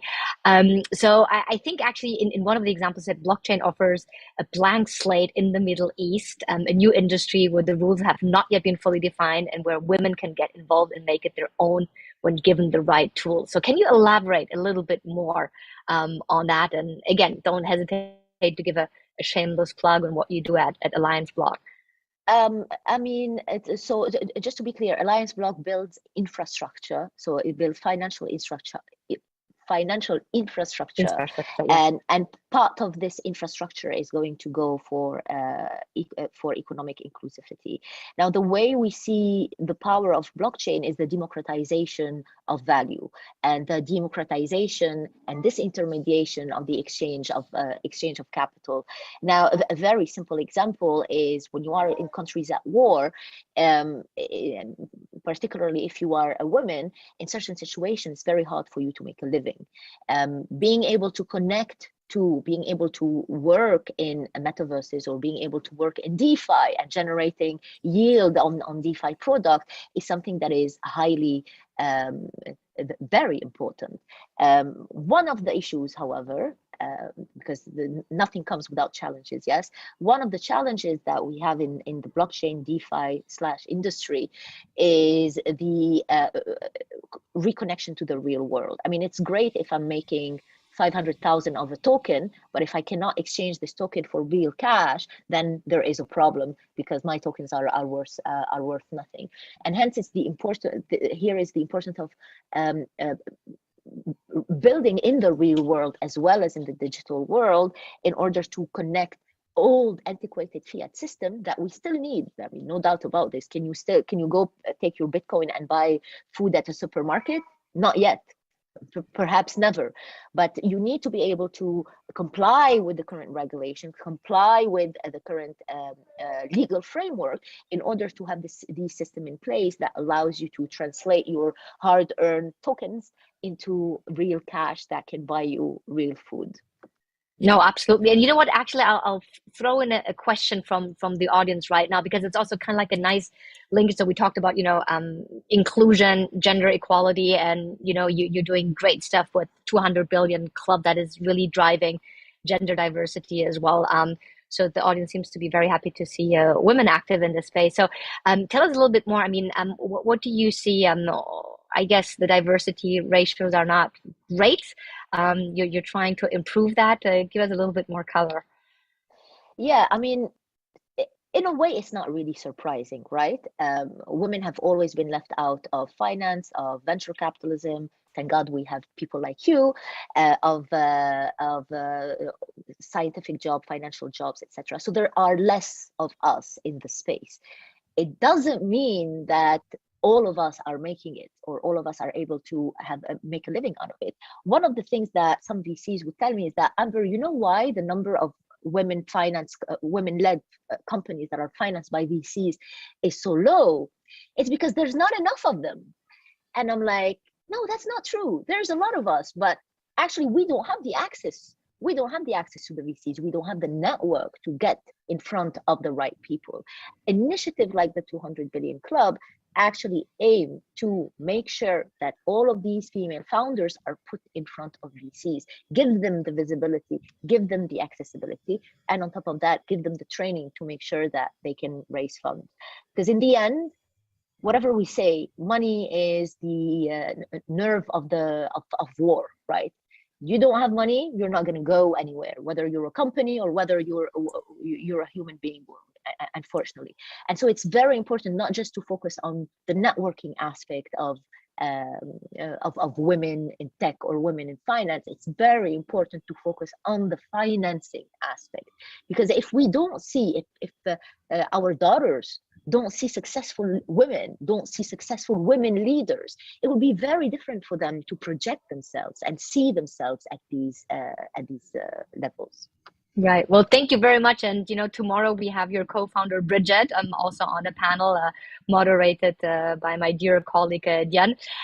So just in ending, we only have 1 minute left. So I would need to ask you to fit within that minute and take the crystal ball.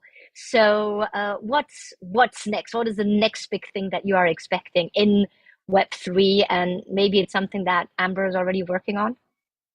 Well, I expect digital nations. I expect in 4 to 5 years, these digital nations are going to be so big that we will have a real weight in the world. And ideally, we want to ask for independence at the UN and become a recognized country with recognized citizenship with a link, a land link somewhere, but that's a secret. I'm not telling you where we're implementing our land link. Okay, you're just screaming to the world, but it's okay. Well, we'll try to keep it as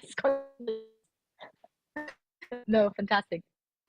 Great, brilliant. I hope to see that come alive very, very soon. Amber, it was such a huge pleasure to have you here. First time at SIS, but I'm sure not the last time. Thank you so Thank much, you. and greetings back to London. Thank you for having me. A real pleasure.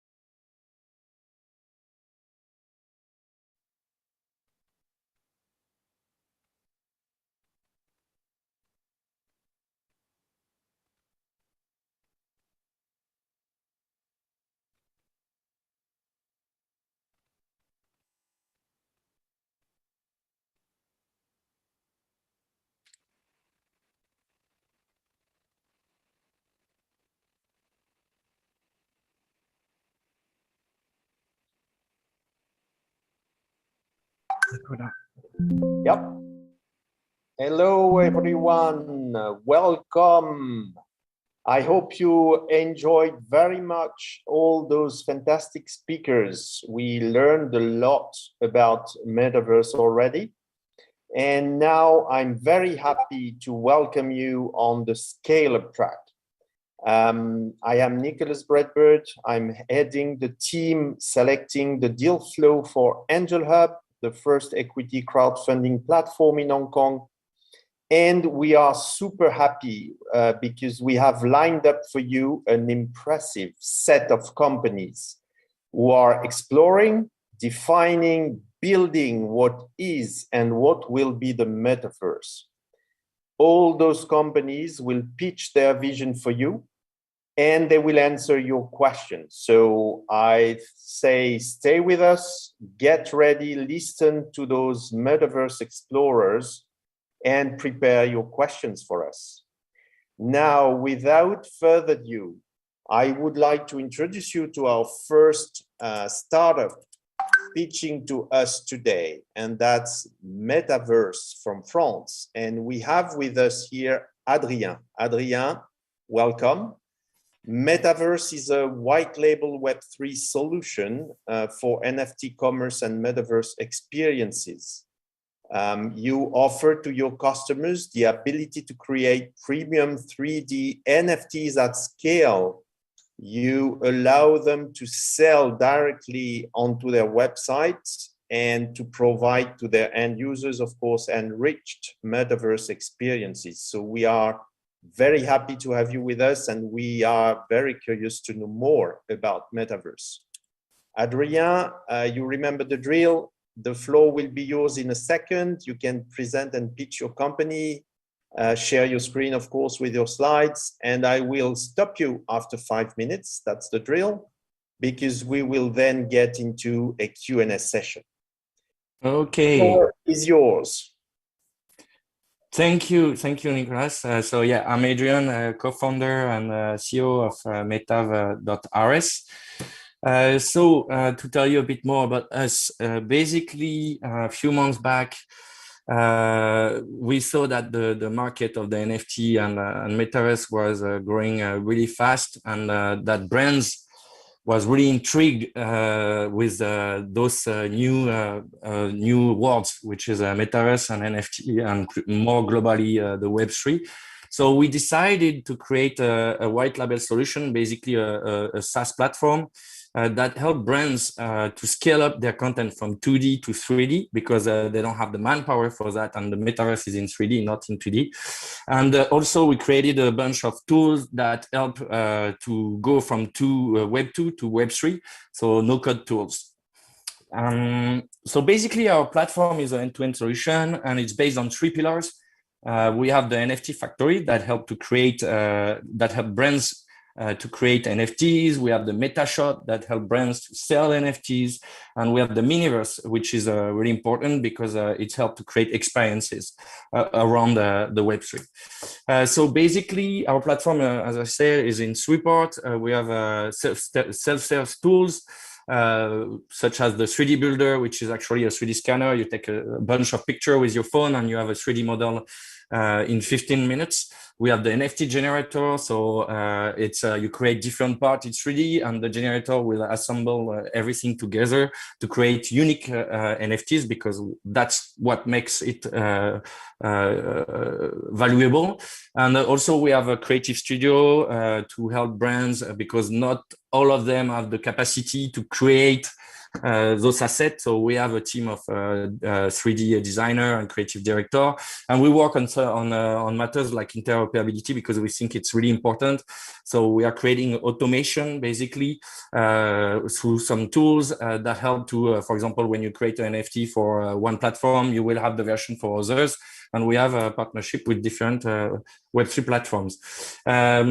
Then the selling part, because when you create NFT, you need to sell it after, basically. So we have a white label shop, so drop and landing page that brands can have directly on their website. We have APIs. We are creating a smart contract editor. So basically, it's an editor that helps brands to create the smart contract without using a blockchain developer. And because NFT, the value of the NFT, it's when there is a perks linked to it. We have the perks manager that help through different tools to link, for example, a virtual world to real world, and that's what makes the value of the NFTs. And finally, we have the experience. So it's basically we are creating a 3D branded metaverses. So it's 3D front-end templates with editable options for the brands, and there is different gateway. So there is a link, there is different experience in those 3D world. You can have a dynamic virtual showroom. You can have gamification. You can have a virtual dressing room. For example, this one in the dressing room, you can buy NFTs. You can from different brands. I mean, you can assemble your NFTs together in your avatar, and then go in the 3D world, and then use some of them in different other platforms. Then something to link the virtual and the real is the augmented reality. So basically, we are coming from augmented reality originally through a previous company, and we push the augmented reality because we think mixed reality it's what makes the metaverse viable also. Because first with perks between for the NFT, but also through experiences. So we are creating fashion shows in AR. We are creating portals. So for example, this brand have the Miniverse, and then you can also, without connecting to the Miniverse, you can enter to some rooms of this Miniverse with your phone in web AR without nothing connected to those Miniverse. So we are creating experiences. We are also very agnostic. So basically our platform, it's basically the Shopify of Web3. It's something like that. So we are compatible with different blockchain, different virtual worlds. We have partnership with different virtual worlds. We have also the second market for all the NFTs sold on our platform. So we are compatible with Rarible, OpenSea, and those different. And also because again, we need to create this link between Web 2 and Web 3. We have tools that help brands to do it through Instagram with filters, Snapchat with virtual try-on, and things like that. Okay. Yeah. Adrien, I will have to stop you there. I'd like to have some time for some questions with you. It's been fantastic no problem to listen to you. First question, who are your customers, if you can name some of those so that we understand who you are talking to? I cannot name them at the moment, but I can tell you that they are retailers and they are fashion brands. We also have a huge international company working around everything like a shopping mall, malls and shopping centers, and we help them to do the transformation between the real to the virtual, and bring new experiences for their customer from the real world inside the virtual world. So we help them through our tools to transform. Yeah. So we have those type of clients, but we also have car brand cars and stuff like that. Okay, fantastic. So it start to really gain traction over there, and you are interesting a lot of big brands, as we can see. The second question, I'm very curious to listen about your experience in that, is the concept of interoperability. Which is something that seems to be super important for the future of Metaverse, and also something that is quite a challenge. So what would you say to us in terms of interoperability? Are we getting there, or do you think it's still a lot of work to be done?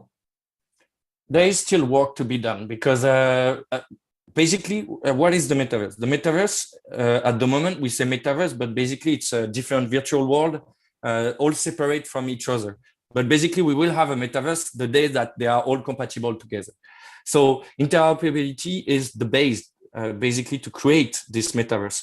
So it's something really important. Today, more and more different Metaverses, so 3D world, are thinking about interoperabilities, because originally it wasn't they wanted to focus on their own platform, but now through partnerships, you can start to create this interoperability. And us, what we want to do is to create tools that make it easy to do it through automatization, so you click on a button and you will have your NFT for each platform in one click, for example. So we create tools like that, but there is still some way. There is quite a journey before everyone is connected together, but people are really thinking about it, and there is more and more, and we are working on that, and actually we have a result. Great. Well, on that note, Adrien, we're gonna leave you. Super happy to have listened to you. Thank you for your explanations. I will certainly keep one of your one phrase you mentioned, which I think is quite exciting. Your company being the Shopify of Web3. I think that's a lot of promising future. Yeah, it's what we target. Thank you very much for being with us.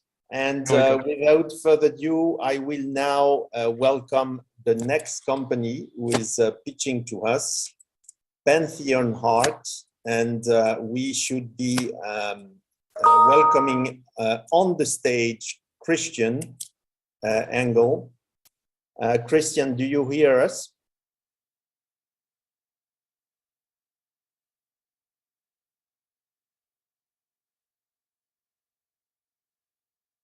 So I think we are expecting for Christian to join.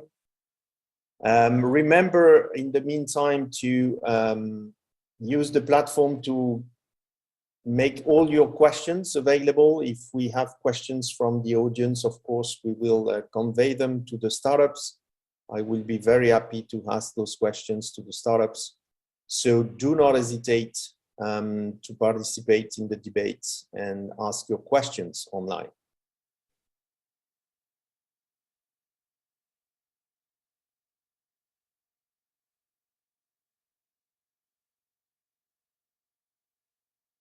Okay, let's see if Christian is now able to join the stage.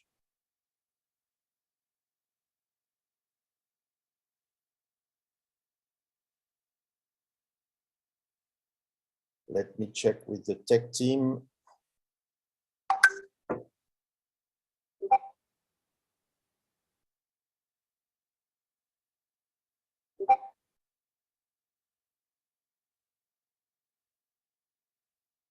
Okay, I'm said that we have a little bit of tech issues in managing the stages for the startups, so bear with us. Here is Christian coming in. Good evening. Super happy to have you. Nice to see you again also. So I will jump directly to the presentation because I have only 5 minutes and the project is quite interesting and complex. Okay. So the project is called Pantheon. I'm the owner and the founder and the CEO of the company. It's registered in UK, London. So what Pantheon is, in fact, is a SaaS product, and I hope also the presentation will work.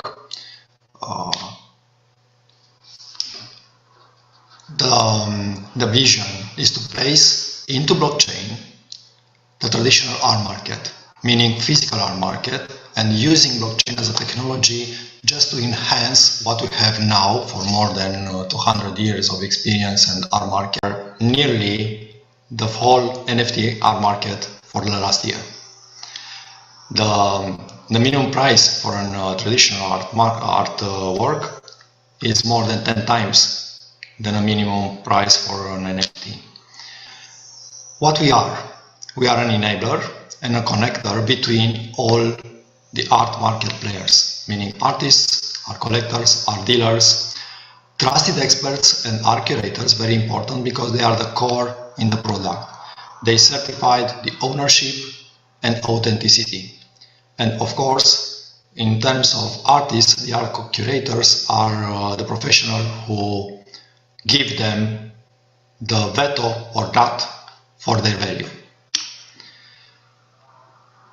As I said before, Pantheon is an enabler, is not a marketplace. It uses the technology to enhance what we have already now and what we have in terms of mechanisms already validated. So no frauds, no latent artifacts in the art market, because we will use during the ownership and authenticity certification process also the artists, the trustees for the artists if they are not living, trusted experts and art curators, as said before. In fact, what is Pantheon is the Windows software for art market participants' devices, because we will not intervene in the art dealer processes, but we will give them an upgrade from Web 2 to Web 3. The business model is a mix of experience economy using utility tokens and product as a service, because Pantheon is split in 3 main products: Pantheon Marketplace, Pantheon Registry is the ledger for certificates, and Pantheon Museum. Each and every art collector can have access to his own museum, can have his own museum in Metaverse. And here it comes the technology of Metaverse. We are using now Unreal Engine as a technology, but we are targeting NVIDIA Omniverse. What we are looking at is the capital for finishing the product, for having the product in the market, as a soft cap just for finishing the product, as a hard cap to have also the funds for marketing. The project stage is in MVP and is already validated by artists, art collectors, art dealers, and very important collecting societies, if you are aware about them. And of course, we are the missing chain in the newly created art market. Thank you. Thank you, Christian, for your presentation. Super interesting platform. We had some questions from the audience for you. First of all, can you elaborate a little bit more on what you are meaning by, Pantheon being the Windows software for the art? Sure. What we are having as a product is a front end for each and every art dealer. So with Pantheon, each and every art gallery, auction houses, small and medium, of course, also the biggest players, but the biggest players are already in the market and trying to have their own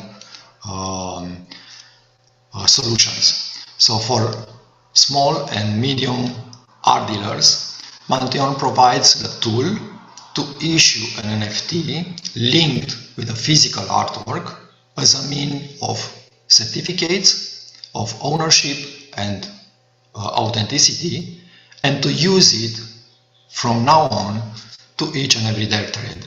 So Pantheon will not be as a marketplace dealing and competing with them, but a front-end solution. Holders around the art industry to be able to enter the metaverse and mint NFTs and sell NFTs.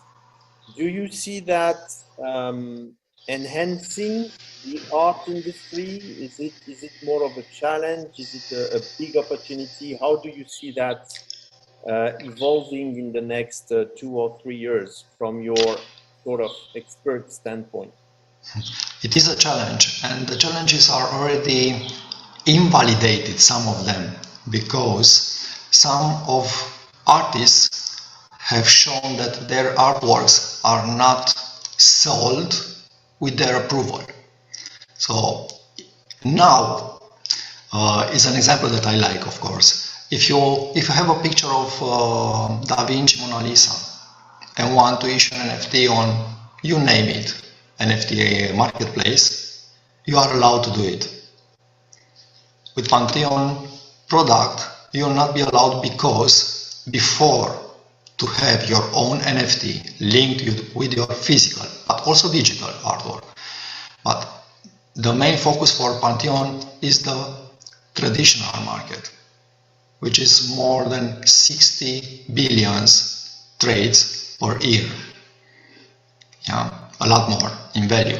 So for this market, Pantheon will not allow you to issue an NFT linked again with a physical or digital artwork before being validated by the trusted experts, the artist, if he's a living artist, the trustee of the artist like Picasso trustee, Andy Warhol trustee, and so on. So your NFT will not be in the market until it's validated. Fantastic. Thank you, Christian, for explaining us about the art industry. An interesting angle that you mentioned about quality, ensuring quality, authenticity, agreement from the creator himself, the artist, if he's allowed, for the trustee. So super interesting. Thank you very much. Thank you, Tom. Enjoy the day. Join us on the stream. Look at the other startups, of course. Thank you for the opportunity. Would like now to introduce our audience to the next startup that will be with us, Glitchy.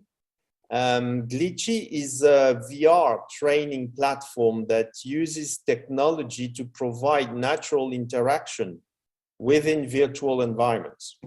Companies using the Glitchy VR training platform are able to radically reduce travels, training, time and costs, and they can minimize business disruption while improving safety and efficiency. So obviously a fantastic product and solution that we are keen to listen more about. Let me welcome on the stage Jacob. Hello, Jacob. Can you hear us? Hello. Hello. I can hear you. Can you hear me? Yes, very well, loud and clear. So Jacob, the floor is yours. You can, of course, share your screen and explain to us a little bit more about Glitchy. Of course. Are you seeing my screen and the presentation right now? Yep, you can go. Perfect.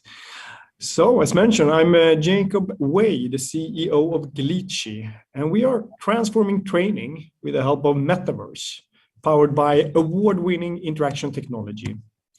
So in short, we're focusing on a huge skill gap among people that need to learn hard skills. Any type of work task where you need to involve your hands in terms of performing specific job tasks. More than 300 billion euros are spent every year on corporate training. But despite this, people struggle with actually learning all the competences that are required for their work and their jobs. More than 70% of training content is forgotten with the first 24 hours. And this is because today we are relying on reading manuals, sitting in classroom training, these type of learning methodologies for practical work. And more than 90% of executives around the world agree that existing training methods are not good enough. Now, virtual reality and the metaverse has proven to be a fantastic way to learn new tasks. It's been used within the flight industry for flight simulators for many, many years.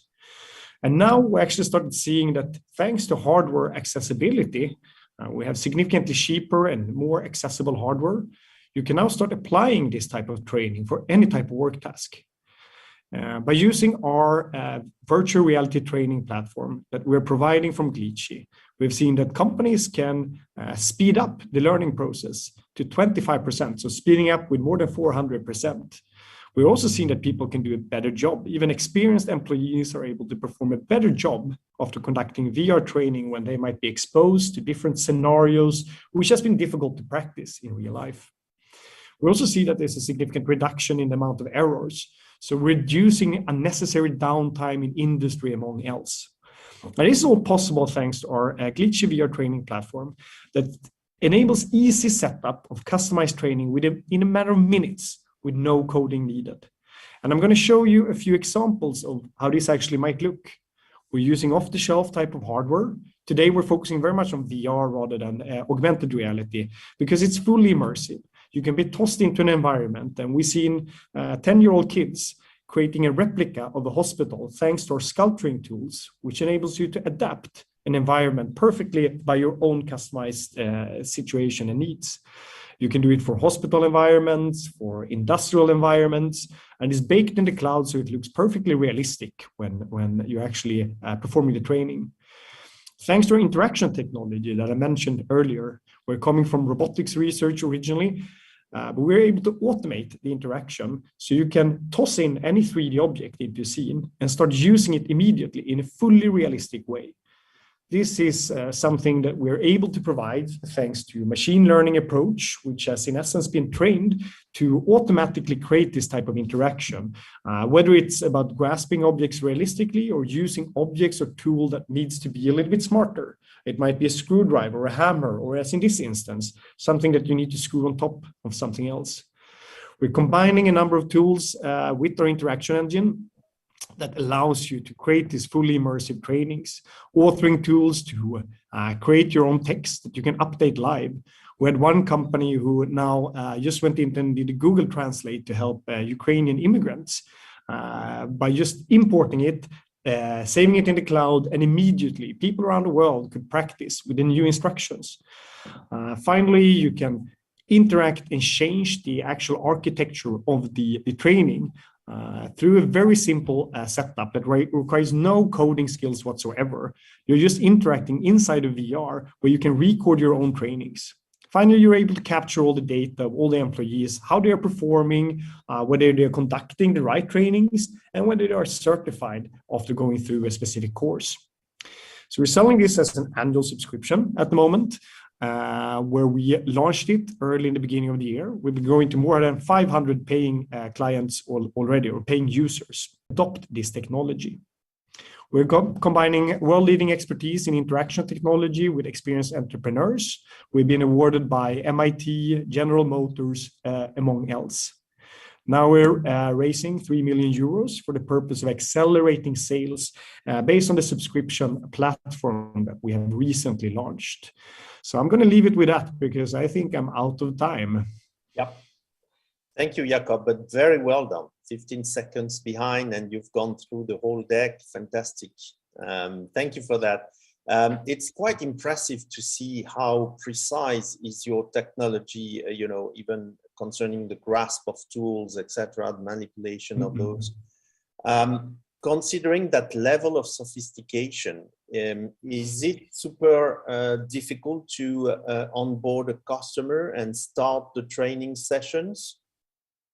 No, not at all. We had, for example, one big client now who initiated the creation of the training. We helped them by onboarding remotely. So they went and purchased the VR headset. we could connect remotely inside of VR and show to them how they are recording their own trainings.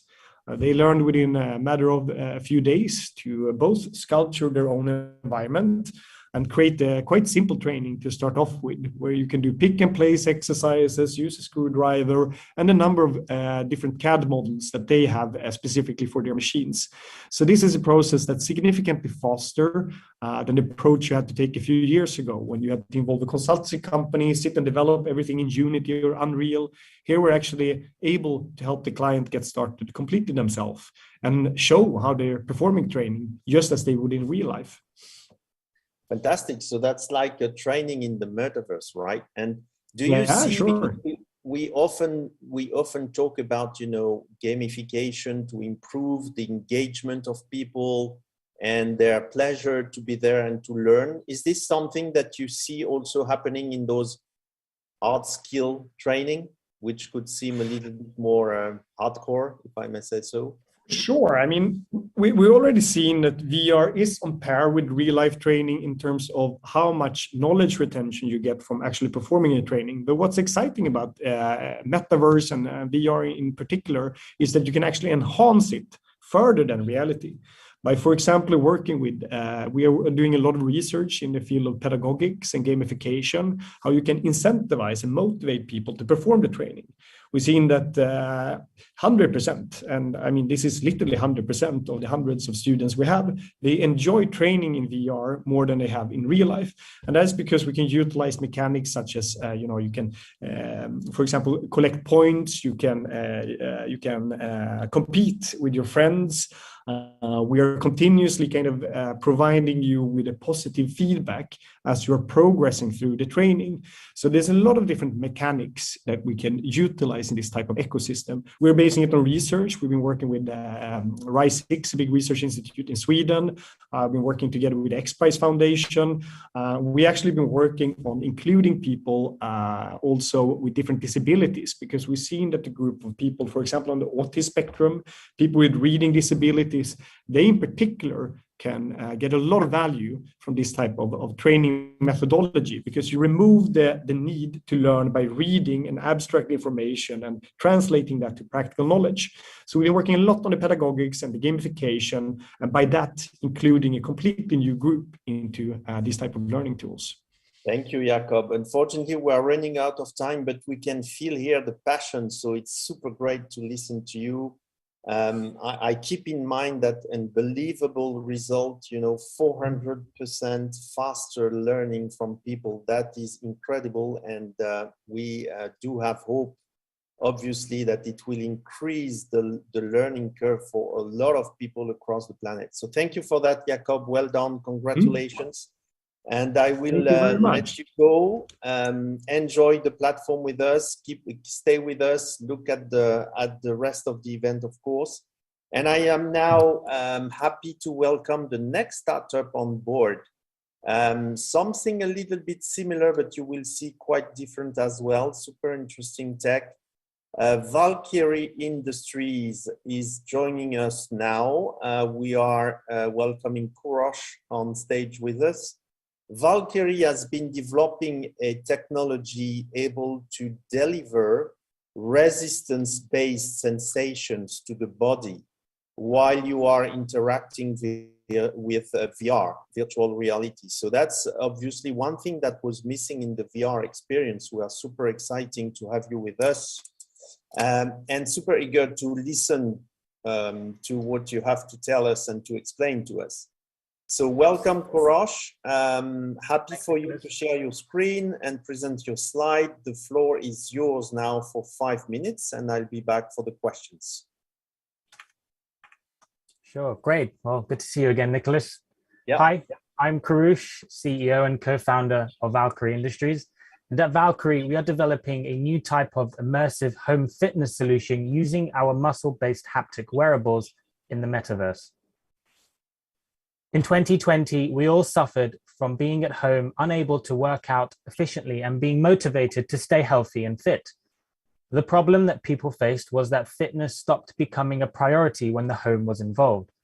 Though we started to see our homes as a place of exercise, to this day, workouts are typically boring and very static.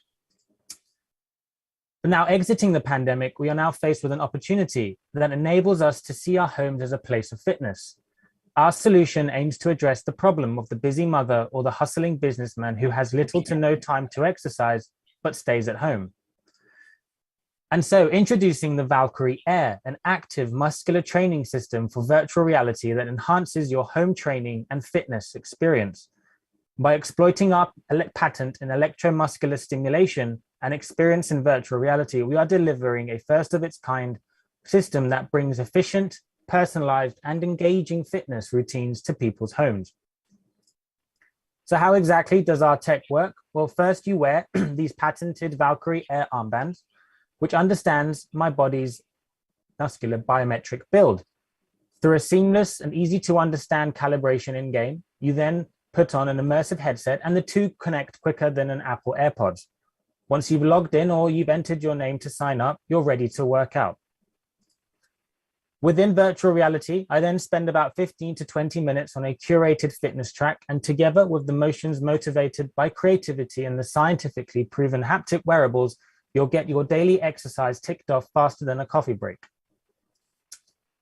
Valkyrie addresses two major markets, the digital health and fitness and virtual reality and AR markets, both valued at $26 and $21 billion respectively.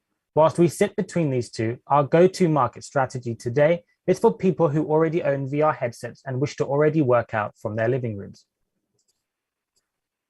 Our business model is aimed at two fronts. The first is an upfront cost of Air, currently priced at $199 per armband, which comes with limited access to Air Fitness First World as a minimum to get your daily workout done.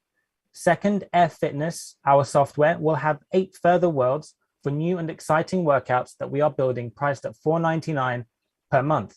We understand that fitness and training is not an all-round gig, and so we want to provide our customers with base and high-end access to match their regimes. At a later stage, we hope to build bonus and event worlds in collaboration with world-renowned gyms, fitness influencers, and celebrities. By looking at the sales of Quest 2, we estimate an adoption rate of 0.1%, generating an annual return of revenue of around $1.8 million in year 1 of launch. Looking further to growth, a mere 0.8% adoption will see us generating over $30 million by year 4. Our competition is mostly traditional companies who build EMS wearables based on the application it was designed for, muscular atrophy. Valkyrie is one of the first to be combining EMS sensations with real-time movement together with an engaging and creative fitness platform that brings real trainers and PTs to train their clients in the metaverse. We've partnered with world-leading fitness wearable companies and world-renowned hit-class trainers to build our platform. We've been working with a lot of London-based research institutions from South Bank University, Royal College of Art, and Imperial College, whilst being backed by Innovate UK, Epic Games, Cyberport, and the Tokyo Metropolitan Government.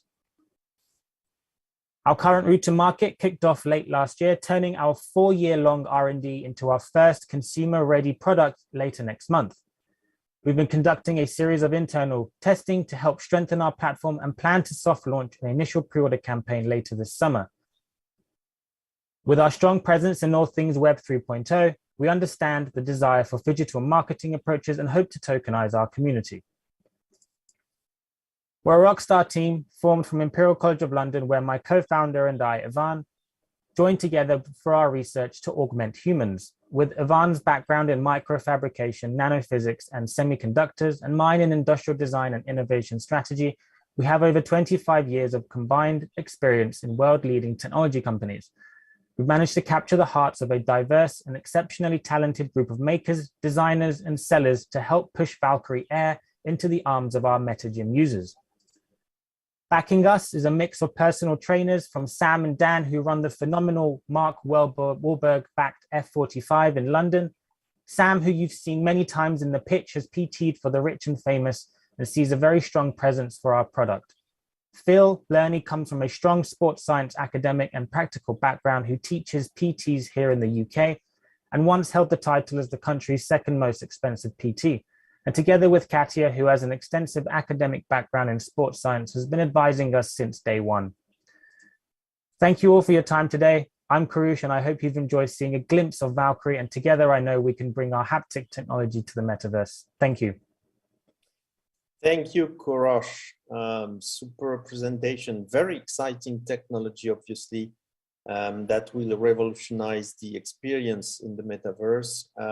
I was curious to know if you think there would be some other application of your tech beyond, which is quite obvious here, the exercising and fitness, where obviously it helps a lot. What's your take on that? Yeah, sure. So our technology can be applied for sure within gaming. So we're currently working on an API that would enable virtually any VR game or experience currently on the stores in the market or building them in-house to turn any sensation into a fatigue, load, movement, and feeling. That's quite easy. The second is sports rehabilitation.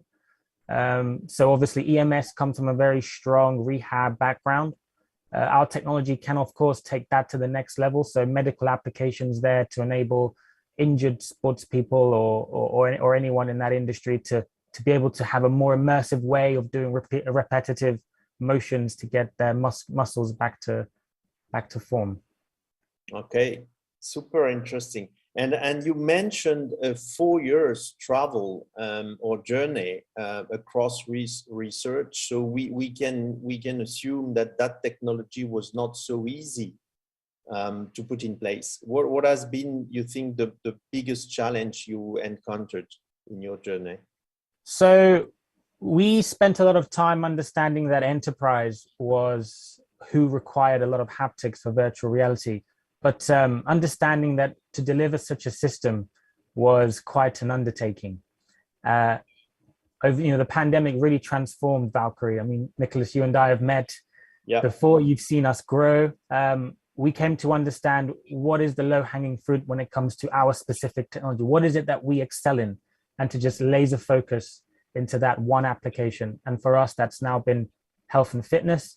The application makes sense, the technology is tailored for it, and the solution of the problem that we're trying to fix is very clear, I hope, for everyone who's watching my page. It is indeed. Thank you, Kurosh, for your time and your presentation. I'm super excited by what you have achieved now. Indeed, we met in the past, so I can measure the extent of the progress. Well done. Congratulations on that. I'm sure the audience is super excited by what you are building, especially because it can expand to other experiences in the metaverse. So I would probably keep in mind that Valkyrie is helping you to feel the metaverse experience, and beside seeing it, you can feel it. So that's great. Thank you, Kurosh, for your time. I'll let you go now. Stay with us, of course. Enjoy the day with the Scaleup Impact Summit. And I will welcome the next company with us right away, which is Rose Rituals. So Rose Rituals is a membership-based brand that offers to an exclusive community, connection, growth, and discovery. I know, for instance, that they are aiming at building a sort of NFT museum project. So that's quite intriguing. Let us learn more about Rose Ritual, and I would like to welcome on stage Konstantin. Konstantin, can you hear us? Yes. Yes, I can hear you. Fantastic. So Konstantin, I will leave you the floor. You can share your screen and show us some slide and present the project to us. And I'll be back with some questions. Absolutely. Thank you. All right. We can see your screen. You can go. Lovely. Okay, guys. Thank you for your time. Pleasure to be here. I'm here on behalf of ForkX, which is an NFT museum in collaboration by Scaleup and the Rose Rituals. So a little bit about our brand. So we're pretty much putting together the necessary ingredients for an innovative and successful venture In doing so, Scaleup is a NFT utility solutions company. Rose Rituals manages a high-profile membership club called Club Lux, and the founder of Rose Rituals is also director of Jet Setter magazine. And so we are bringing together the best of tech innovation put together with membership solutions and club style organization. So our core team, me, myself, Constantine, I develop NFT utility tools. I'm an artist myself. I produce music. I do photography. I create digital art. Lewis is the director, as I said, of the Rose Rituals. She's a director of Jet Setter magazine, and she's been working with an organization called sorry, one second. Organization called shit, my bad, I forgot the name of that, guys. Okay, moving on. So our visions is NFT for the mainstream. So we help artists and businesses alike to create NFTs with ease. So we're doing so by leveraging off proof of stake blockchain called Near Protocol, and we're hosting our NFTs on Mintbase. We provide solutions like data security per se. A lot of the NFTs that you host nowadays, they're pretty much reliant on the third-party providers that you're using. The NFTs that we are using, they're stored in a block weave. It's the project is called Arweave, and your NFT data is stored there for 200 years. So if your third-party provider stops working all of a sudden, you can still have access to your data. So the museum is going to focus on education, entertainment, commerce, F&B, online and offline experience. We're going to put together innovative ways for people to use NFTs. For example, we're gonna embed a redeemable tokens into NFTs where people can come and redeem physical items or tickets using these NFTs. We're also building tools which would benefit concepts such as incentivized economy. Per se, we would allow first buyers of our NFTs to receive a certain amount of royalty. So in this way, we incentivize the secondary market. So the kind of art that we are going to be showcasing will range in its type. It would be from music to photography to digital works to even video productions. And we showcase undiscovered artists as well as renowned artists around Hong Kong.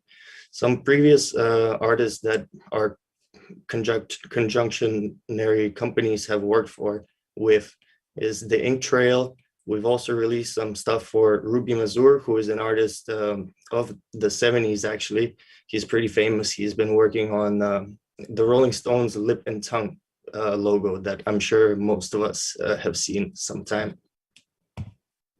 All right, so some of the problems that we're trying to solve with our solutions are mainly high network fees. So in order to bring NFTs to the masses, I think that high network fees are a real challenge, you know. So here we're leveraging off Near Protocol. It's a lot faster, it's a lot cheaper to use. And we are actually able to, as I keep saying, develop NFT utility. Another issue that we face in the current NFT market is that it's difficult to promote. We need a good community. You need there's a lot of work. It's hard to make it as an individual. So a community is pretty important. And I think a lot of us have seen that. There's a whole lot of projects that just end up going nowhere without a community. And like I previously briefly mentioned, the data issues. There's a lot of misinformation, of course, on the internet. You know, there's a lot of skepticism around NFTs, unfortunately. A lot of people just see as speculative investments, but this is what we are trying to prove in our museum by actually demonstrating that here we have some utility, here we have some use cases for NFTs. We can make it part of our daily lives. So solutions, like I mentioned, is a proof of stake blockchain technology that we're using. We're embedding tools into our smart contracts, and we're putting it together with a high profile network to make these solutions actually be seen by people. We offer education by demonstrating these tools and ways that we use NFTs. So aside from just portraying great art and providing exposure to artists, we want to actually build the tools around NFTs to bring it closer to daily life. Okay. So yeah, in simple terms, like I just want to say, let's face it, like NFTs in the current form are not a necessity, right? But we do have the infrastructure, we do have everything in place to move it forward, to actually make it a mainstream thing. You know, right now, I believe the community is pretty small. A lot of people are really interested in it, but there's a big barrier into adoption of this technology. So at ForkX, we're going to do our best to demonstrate ways by which we can overcome this. We're going to apply these to businesses, to individuals, to creators, to collectors. You know, like there's a whole lot of economic sectors that could benefit from NFT technology. And yeah, that is what ForkX is about, bringing together technology, art, and strong community together. Thank you. Fantastic. I have to stop you there, Konstantin, if we want to have some time for our questions. So thank you very much for that presentation. I was curious to understand a little bit more. Who is your community, you think, if you were to describe it as of today? So our community comes from, okay, so the conjunction of 2Skylab and the Rose Rituals together, right? We both have a pretty wide network of our own, specific kind of network. The Rose Rituals deals with more high-profile clients and community members, and 2Skylab is focusing on a lot of artists, undiscovered talent, you know, and developers and more on the tech side, right? So our community would be a merge of these two sides put together. Yeah. Interesting. And when you are, I was curious to know the name of your project, which is a museum, can look like a little bit, you know, old-timer and static experience. So why did you choose that particular name for the project? What do you mean by that? So a fork in blockchain terms is when a project, when a blockchain or a project, it goes two ways, right? It starts with one and then it separates into two. And just coming off the fact that we are two separate companies coming together, right? So it's kind of an inverse play on word. So yeah, we forked these two projects into one, and yeah, that's fantastic. Thank you for that, Konstantin, and thank you for explaining to us your project. I will keep in mind that you are bridging basically the real world club style life and the metaverse somehow, and willing to make the NFTs really a daily life tool for all of us. So that's a great project. Thank you for that, Konstantin. Thank you. Thank you. I appreciate the time. Enjoy your day with us on SIS. And without further ado, I'm gonna welcome the next company on stage with us today. Company named Unaki. I hope I'm telling the name rightly. Unaki is an AR metaverse powered with some geolocation technology. And they aim at bridging the physical world and metaverse for Web3 communities using quests and tasks. So I'm very curious to listen about that and know more about Unaki. We are welcoming on board Praveen. Hello, Praveen. Can you hear us? Yes. Hello, Nicholas, and hello, everyone. Nice to meet you all. Great. So I will leave you the floor. You're going to pitch the company. You can share your screen, and I'll be back after 5 minutes for Q&A. So keep an eye on your timer to know where you are, because we have some questions for you from the audience right after that. Sure, yeah. Hello, everyone. Hope you can see my screen. Yes. And I'm Praveen from Saraverse Labs. We are a team of 10 people spread across the globe and working on this AR metaverse project called Unaki. So Unaki are cute little characters which we position as AR pets for humans, and they work on a mission to build a cloud country for happy humans. And as a Genesis collection, there are currently around 8,808 NFTs. So the Genesis members who will be buying these NFTs will have an advantage in the game, and also they have this unique, and they are the only people who have unique virtual pets. Other, they will be releasing a lot of virtual pets going forward, but they won't be unique. And currently the vision for Metaverse, especially the mainstream media, according to mainstream media, is rooted around virtual worlds and virtual reality. We believe escaping reality should not be the only way of envisioning the Metaverse, and Metaverse should be, beyond gaming. It should touch every sector and every part of the life, and it should also include non-gamers and non-crypto people. And that's the reason we feel that augmented reality is best suited as a gateway to become a Metaverse. And on the same grounds, like we're envisioning an AR meta game, which will be the combination of Nintendo Docs or Tamagotchi like AR pet game, and combination of move to earn mechanics of Steppen. We completely don't believe in play to earn. We believe play to earn is not completely sustainable. We believe people should come for the love of the game first, and then earning should be the secondary. So whatever we are building currently completely in public for a game like this, it's very important that people should love these companions. So build this companions called Unaki completely in public in Discord groups of genies. They allowed us to build there. We took part over there. And we will be launching Unaki as a city chapters. Like it will be a New York will have one chapter, London will have one chapter.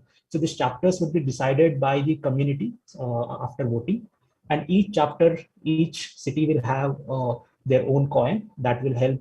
That will be a utility token that would power the meta game of that particular city, which will encourage players to participate in civic engagement and other challenges hosted by Unaki and our other partners. So similar to Pokestops, we have Unaki Stops. So where a lot of activities will happen in Unaki ecosystem, where a lot of rewards will be there. So we are onboarding communities onto these Unaki Stops. A lot of communities already registering, especially from India, GNAs outside India as well. So communities, for them, the utility would be they can launch their NFTs at specific locations, and also they can take part in community games. So let's say the community members together, they can, the steps of all the community members can be counted, and quarterly will announce community winners, like having the leaderboard of community members. Like in one quarter, probably Doodles community might be leading, in another quarter MFers will be leading. So we recently took part in Genies Humans competition. So Genies is a company, a US company who developed virtual humans for Metaverse. And we came second, and we are doing a small private sale for that community. We are a group of 10 people, developers, 3D artists, 2D artists, and game developers working across the world to build Unaki. Currently, we are raising around 500K, out of which we raised 70K, and we're looking to raise further. And we're also organizing private sales. So if anybody are interested to invest or be part of the private sale, they can reach out us, me at Praveen@saravos.gg or Ashim@saravos.gg. Thank you very much. Thank you, Praveen. I like that last image because I think it makes a nice transition to my question to you. What is the dream you have with your team? What would be Unaki in 5 years' time if it's successful? Yeah. So in 5 years' time, like we want to launch by city, because we are mainly focusing on augmented reality kind of experience. So it's very important that we develop that maps and we engage with local businesses, local communities. So that's the reason, as a minimum viable way, we are focusing on each city initially. But in 5 years' time, definitely we want to be there in all cities, and also expand to tier 2, tier 3 cities as well. So that we can cover the globe with these nodes. So that's why we are envisioning this cloud country connected with different, new layers of cities and new layers of different towns connected to this cloud country. Yeah. Okay. And on that journey, what do you think is the biggest challenge for you? Is that a technical challenge? Is that more a community gathering challenge? What do you think is the most challenge you have to face? The most challenging currently for any, especially in this kind of play-to-earn game, is like the economy. Like we need to have a balanced economy so that it should not be always dependent on the new players. So we need to create enough game syncs which are meaningful into the game. For example, we have created a game sync, let's say, there's a companion, because this is focusing on a companion game. So all the variables related to companion are a meaningful game sync. Similarly, as we introduce avatars, so avatar variables and avatar cosmetics, these are game syncs. So we need to have this meaningful game syncs in the game and have that balanced economy so that it won't turn into a Ponzi scheme like other play-to-earn games. So that's the biggest challenge. Economy is the biggest challenge. And you mentioned something interesting. You said probably in the play-to-earn environment, which is obviously a hot trend nowadays. Somehow you say earn should be coming just after play. So can you elaborate a little bit on this and how you see that playing for your own project?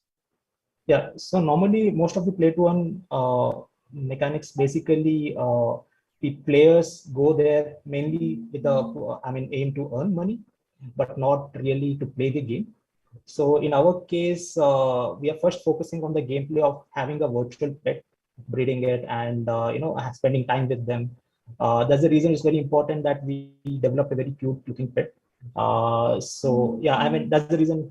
We focus on the pet and not just on the mechanics of earning potential in the game. Yeah. Okay, understood. Yeah. Thank you very much, Praveen, for answering all our questions today. I know it's not an easy place to be, but you did very well. Thank you for explaining Unaki to us. Happy to have you there with us. Stay there. You remember there are another day coming tomorrow to see other entrepreneurs. Yes. So we'll be happy to have you with us. I will keep the idea from you that Metaverse is not only about escaping reality. So that's a nice quote. Yes. Thank you for that, Praveen, and talk to you soon. Thank you, Nicholas. And now coming to our last startup. So I'm a little bit already coming to the end, so it's a little bit disappointing, but that's the world and that's the rule. We have to move forward, but we are super happy to have Dean with us from Byte World. Byte World is a growing digital universe that creates an immersive, edutaining experience for users. It's very interesting link between reality and physical products, in that case toys who are collectibles, and the digital universe, the metaverse, that is obviously our subject today. And you will see you can do a lot of things into Byte World. So we are super happy to have Dean with us, who will explain more about Byte World. Dean, can you hear us? I can hear you. Fantastic. So super happy to have you here. Nice to see you again, by the way. Good to see you. And I will leave the floor to you, of course. You can share your screen and show us more about Byte World. I'll be back for the questions in 5 minutes. See you. Okay. See you. Thanks.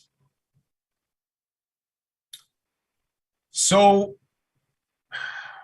welcome everybody.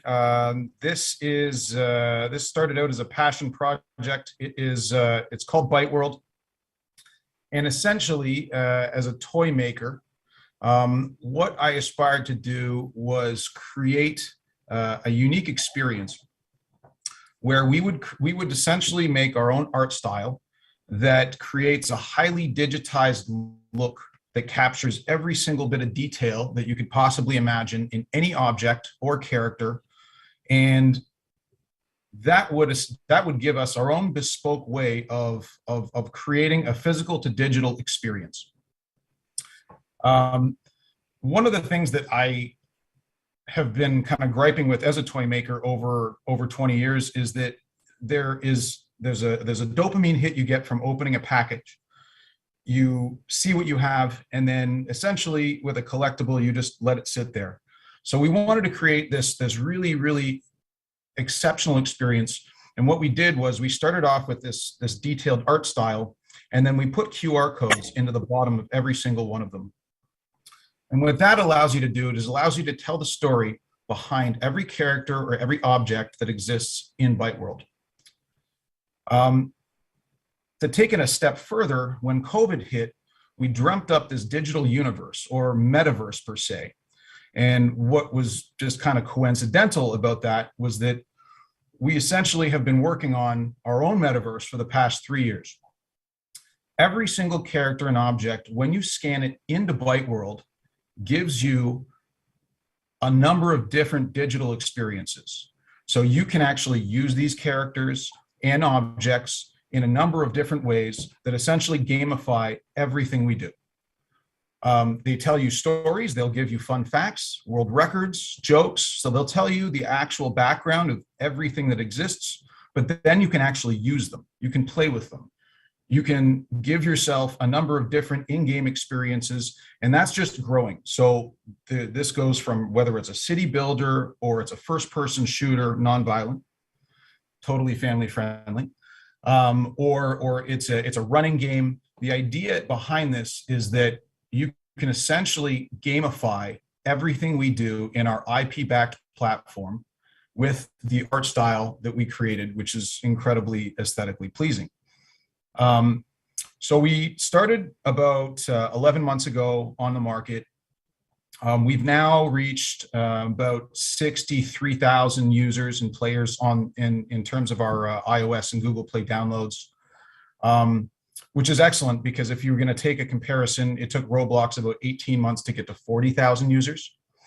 We have a highly engaged user base. Some people have collected over 1,000 of our Nanobyte figurines. And now what we're doing is we're expanding our game portfolio and the way that we interact with our consumer base.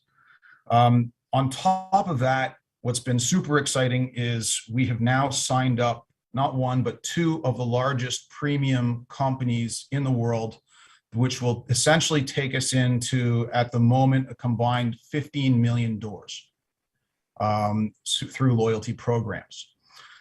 Essentially what this does is this gives us multiple revenue streams. So not just through the physical product, but through in-app purchases, as well as a number of different ways, such as the opportunity to go down to Web3 later on. I don't see this as a primary objective for us, but we do have that compatibility.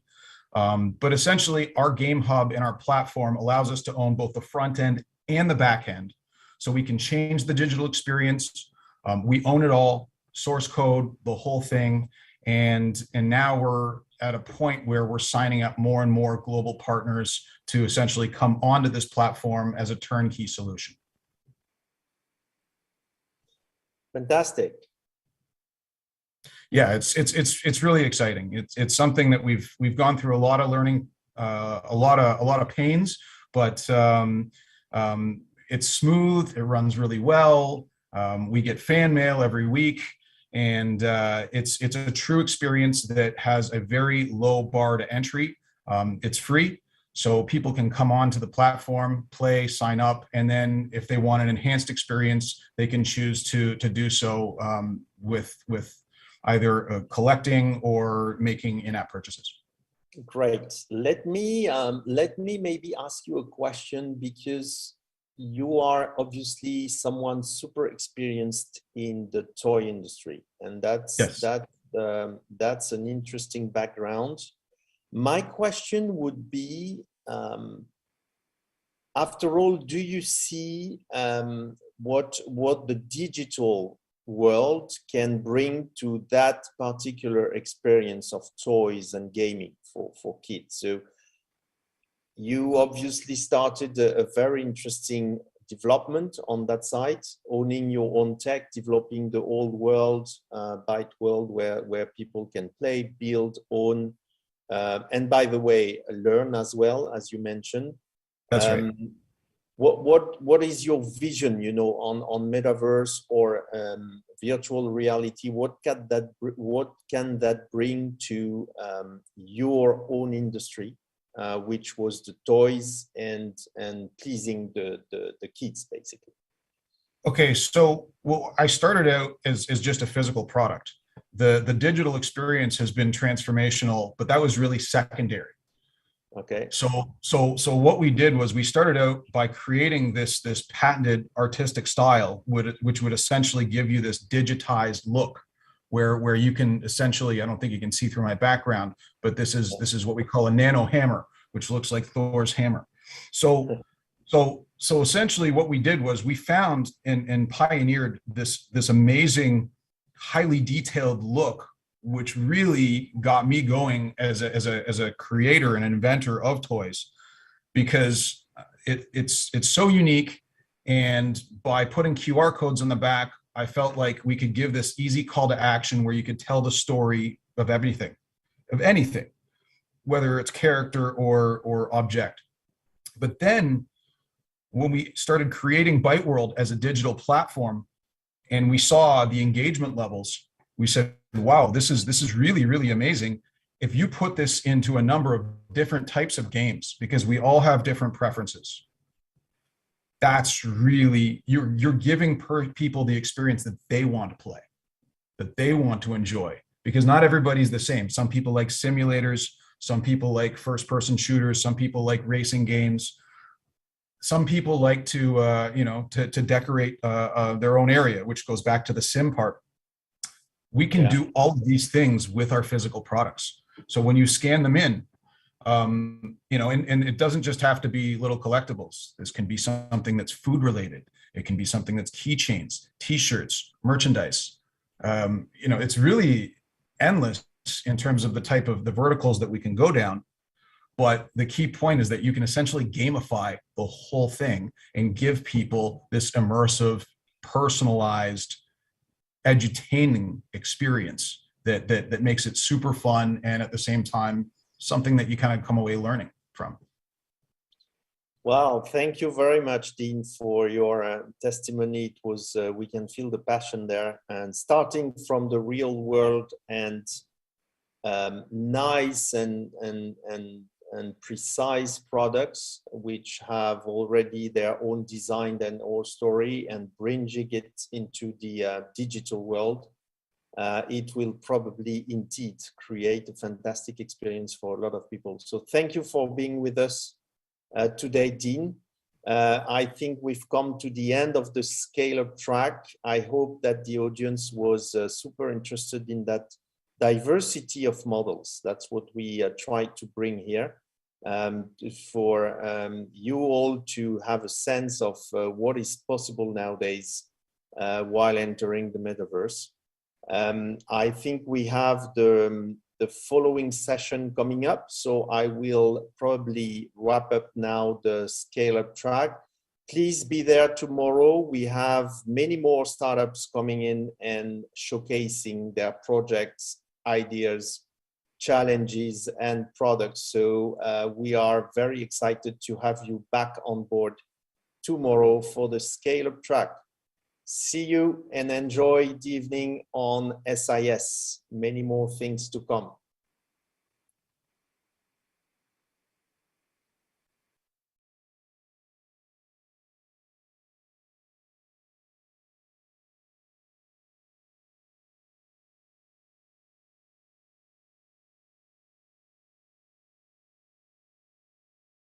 I'm a startup founder. It's been 3 months since I've been able to hire the right software developer for my team. Skilled candidates are hard to find, and the qualified ones are asking for a salary I cannot afford. So I called the friendly recruiters at Glints. They helped me to expand my sourcing pool through their fast regional network. In just 7 days, I made many great candidates with the skill I desperately needed. Glints managed the entire recruitment process from start to finish. Interviews, onboarding, compliance, check. No administrative hassle, no worries. I was finally able to build my dream startup tech team quickly and affordably. With Glints taking care of my regional teams, I can finally focus on the things that matter most. Start your hiring journey with Glints today.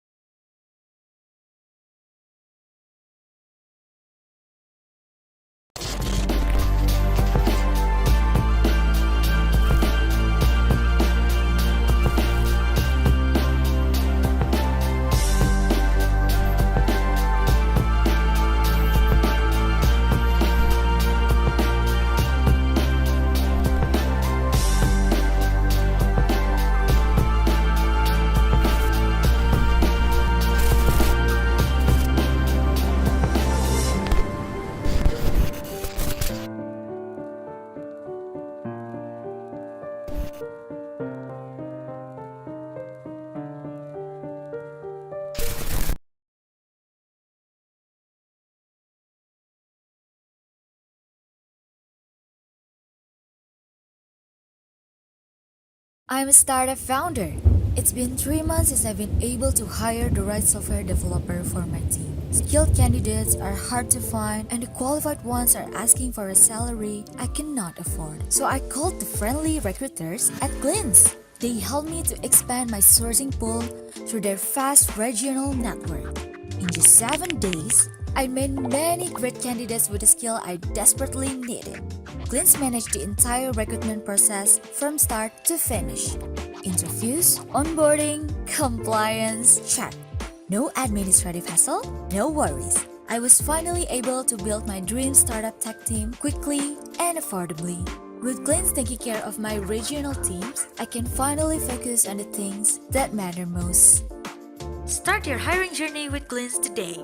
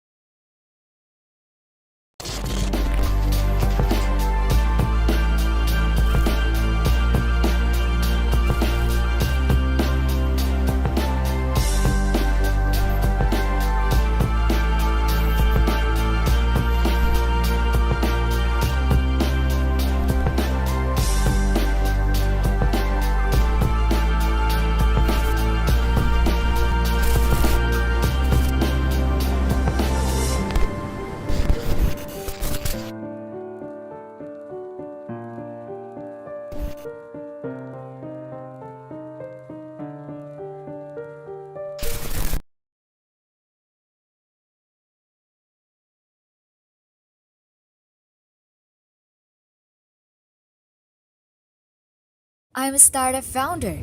It's been 3 months since I've been able to hire the right software developer for my team. Skilled candidates are hard to find and the qualified ones are asking for a salary I cannot afford. So I called the friendly recruiters at Glints. They helped me to expand my sourcing pool through their fast regional network.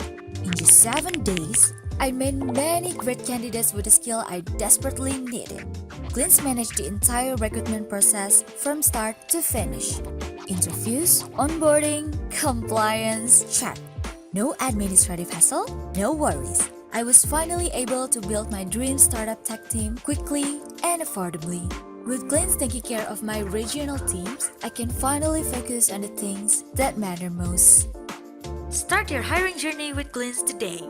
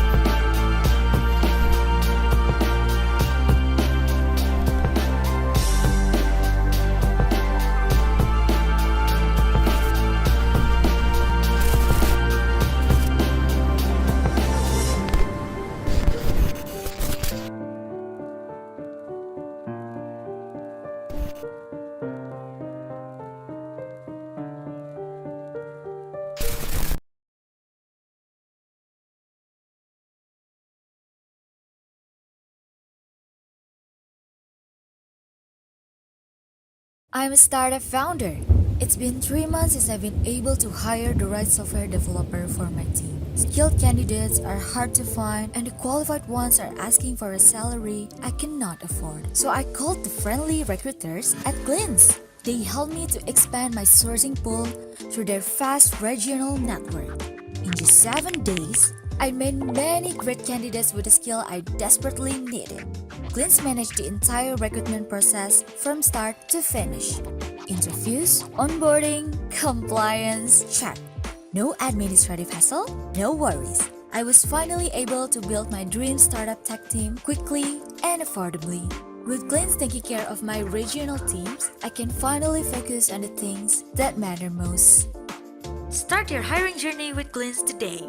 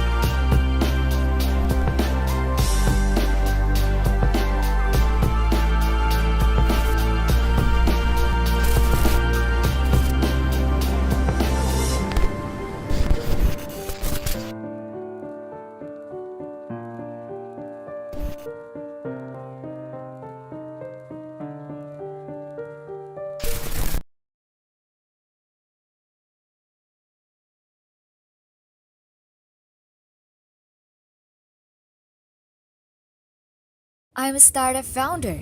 It's been 3 months since I've been able to hire the right software developer for my team. Skilled candidates are hard to find, and the qualified ones are asking for a salary I cannot afford. So I called the friendly recruiters at Glints. They helped me to expand my sourcing pool through their fast regional network. In just 7 days, I made many great candidates with the skill I desperately needed. Glints managed the entire recruitment process from start to finish. Interviews, onboarding, compliance, check. No administrative hassle, no worries. I was finally able to build my dream startup tech team quickly and affordably. With Glints taking care of my regional teams, I can finally focus on the things that matter most. Start your hiring journey with Glints today.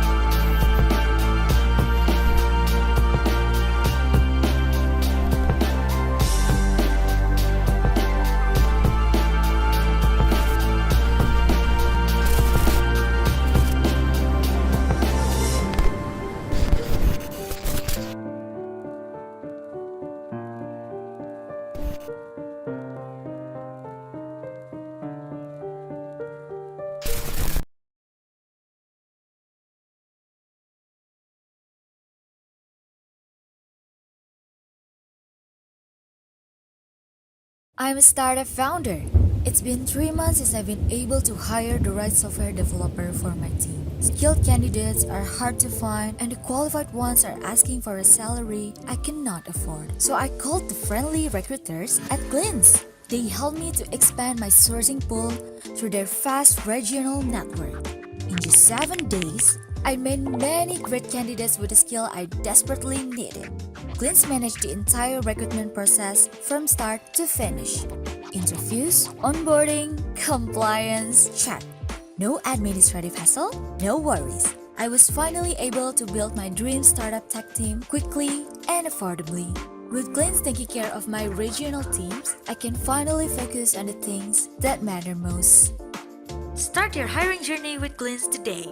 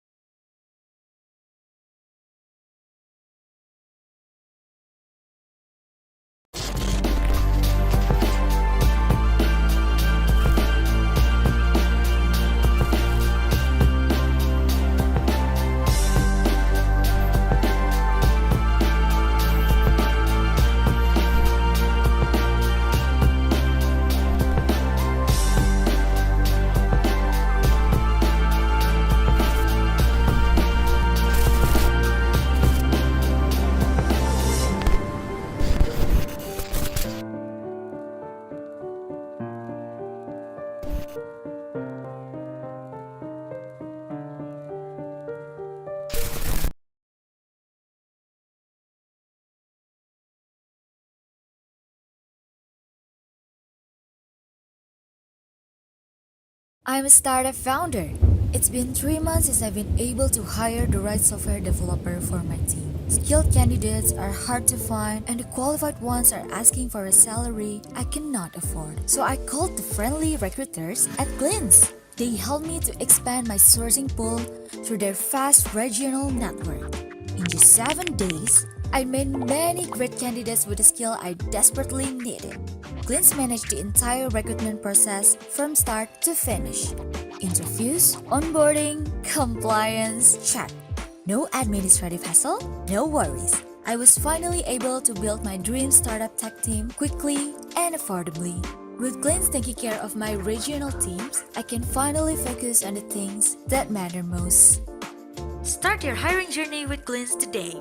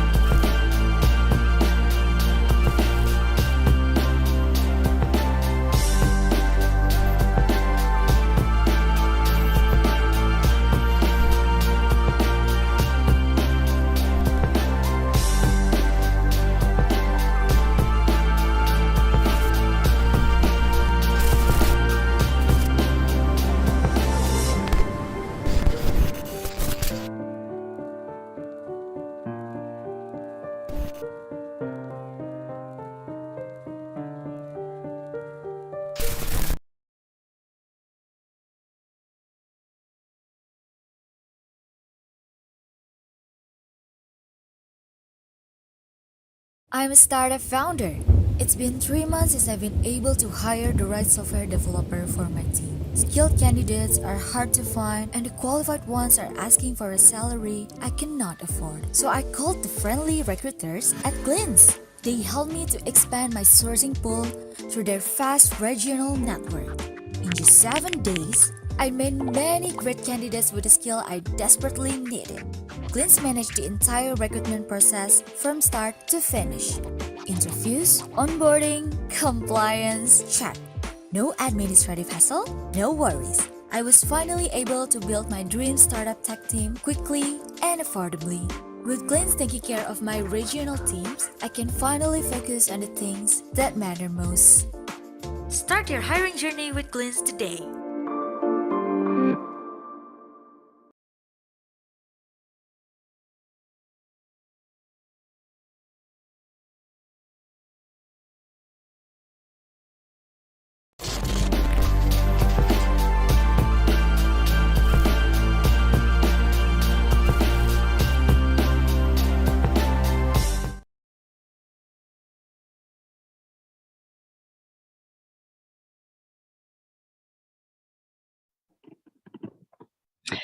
We are back on stage here at the pre-event of SIS 22 with a focus on the metaverse. And I'm so thrilled to have with me once again, Han Fong, who is a loyal speaker at SIS. Han, welcome.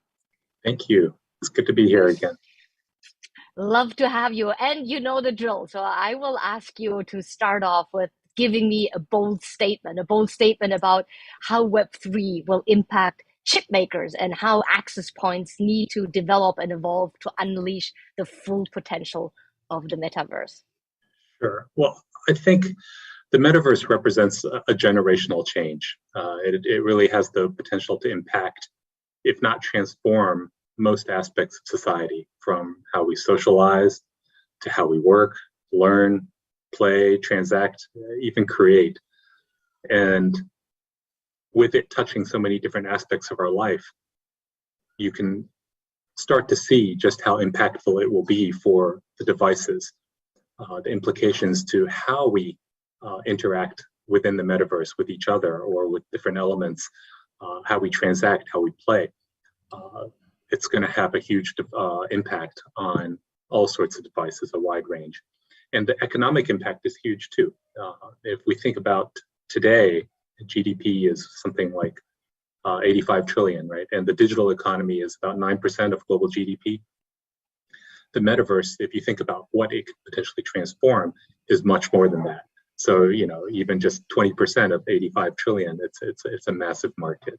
So it's an exciting time. And I think a lot is still to be written. So. Fantastic. And that resonates a lot with what we have already heard also at the beginning of SIS today. But let me introduce you to the audience and for those who are tuning in for the first time at SIS. So you are a technologist and a technology executive specializing in strategic planning and the innovation of new product services and business models. Now, currently, you're at MediaTek, where you lead the long-term strategic planning, right, and the efforts of one of the world's top semiconductor companies. Now, before that, you have been vice president of corporate strategies at Huawei, and there you also led the development, right, of new growth strategies and areas ranging from mobile to cloud to the infrastructure of telecommunications, right? And before that, you were in Korea with another big in the space with Samsung Electronics. And there you had leadership roles, again, including corporate strategy, product innovation, brand strategy, strategic alliances. And before that, you were in the US with GE, with General Electrics, where you worked for 6 years, also in a variety of roles. So obviously, super impressive. You have been with all the major players in your space. Is there any specific story or experience that still resonates? Well, I actually had a stint in Silicon Valley as well, and so that was between GE and Korea. So I've had the fortune of good timing, being at the epicenter of technological change. So Silicon Valley in the early 2000s, where we got to see innovative new services being created on top of this new thing called the internet. And then to Korea and Samsung, which was before and after the rise of smartphones, and then to Huawei in China, where we were helping to usher in the era of 5G, and now MediaTek at a time when more and more companies really depend on semiconductors to make products faster, smarter, more connected.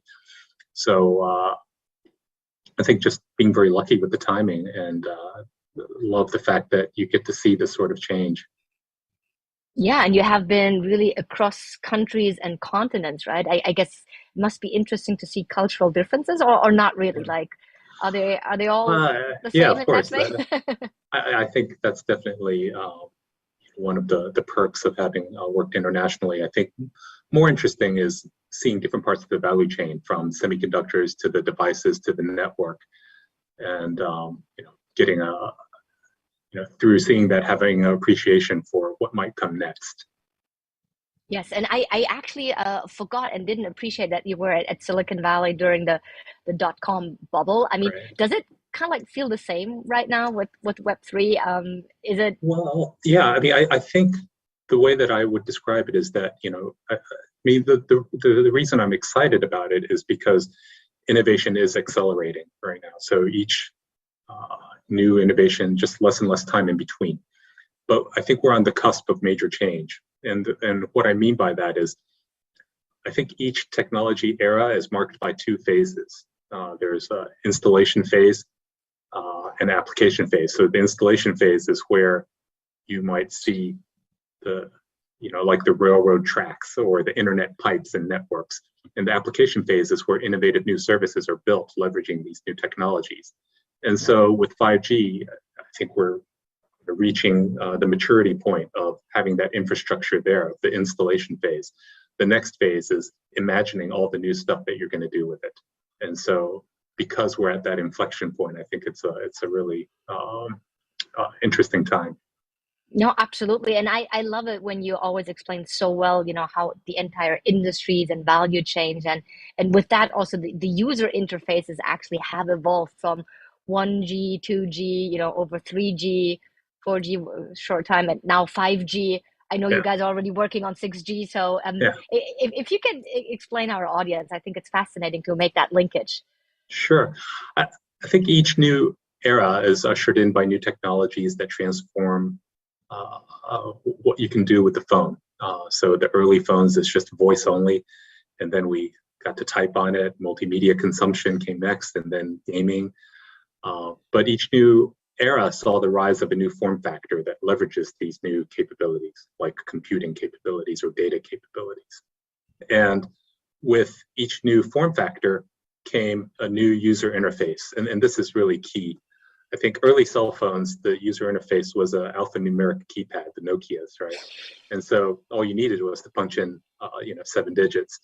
So all the value was in the hardware, and Nokia had something like 60% market share. But when we got to 3G, something interesting started to happen. We started to see phones being used for data and for basic compute, not just voice.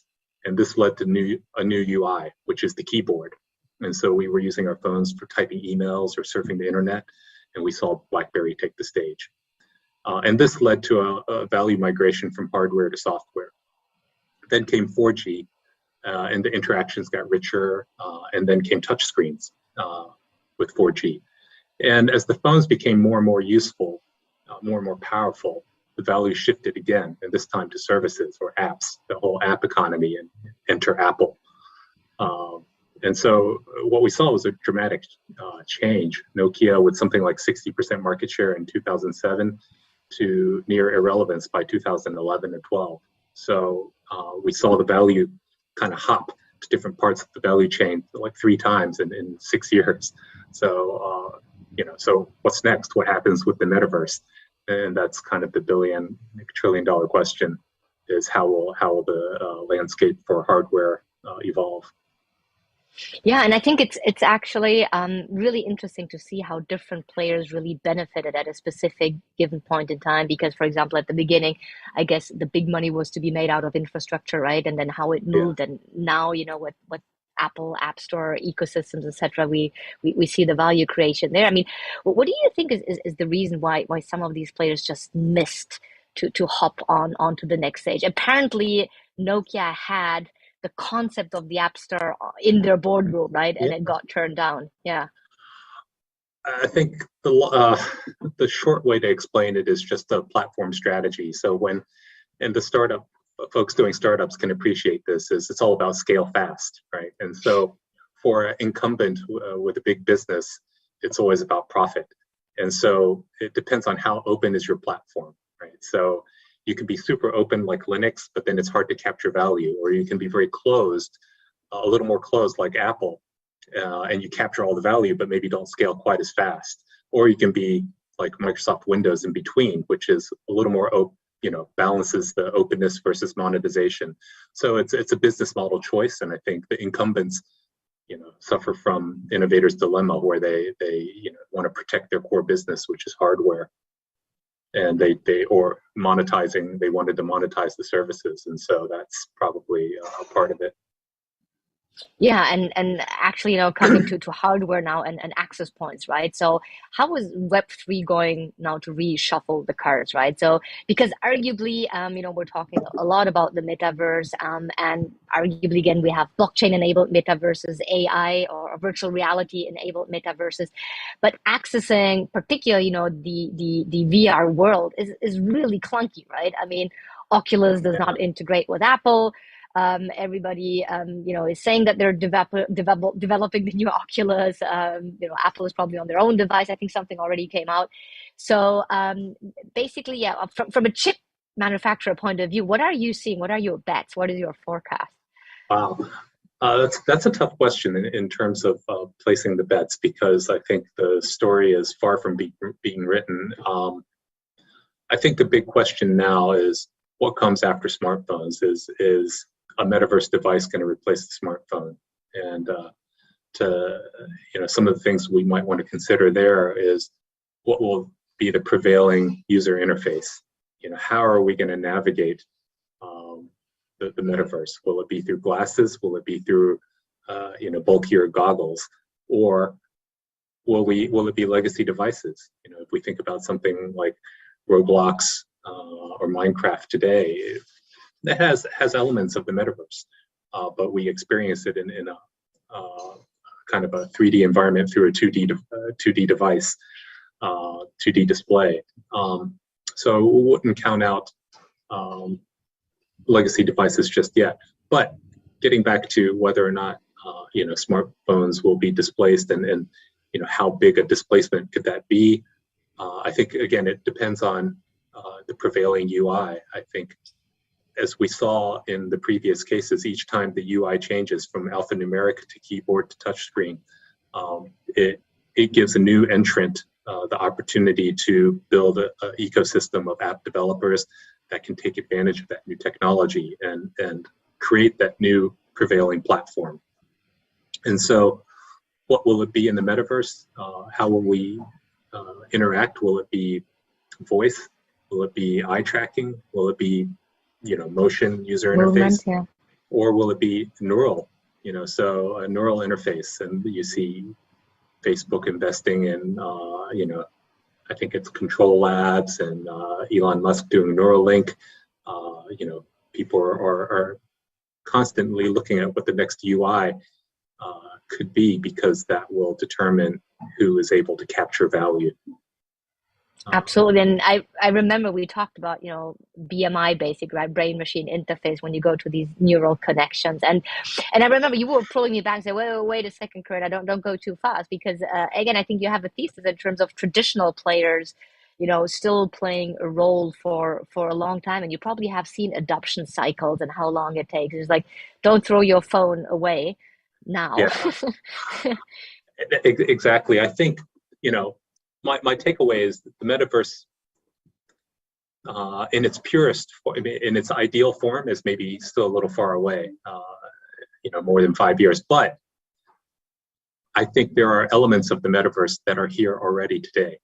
And I think that there's so much meaningful innovation and significant market opportunities in the near term, either in making things more immersive or digitizing aspects of life and putting them into the metaverse.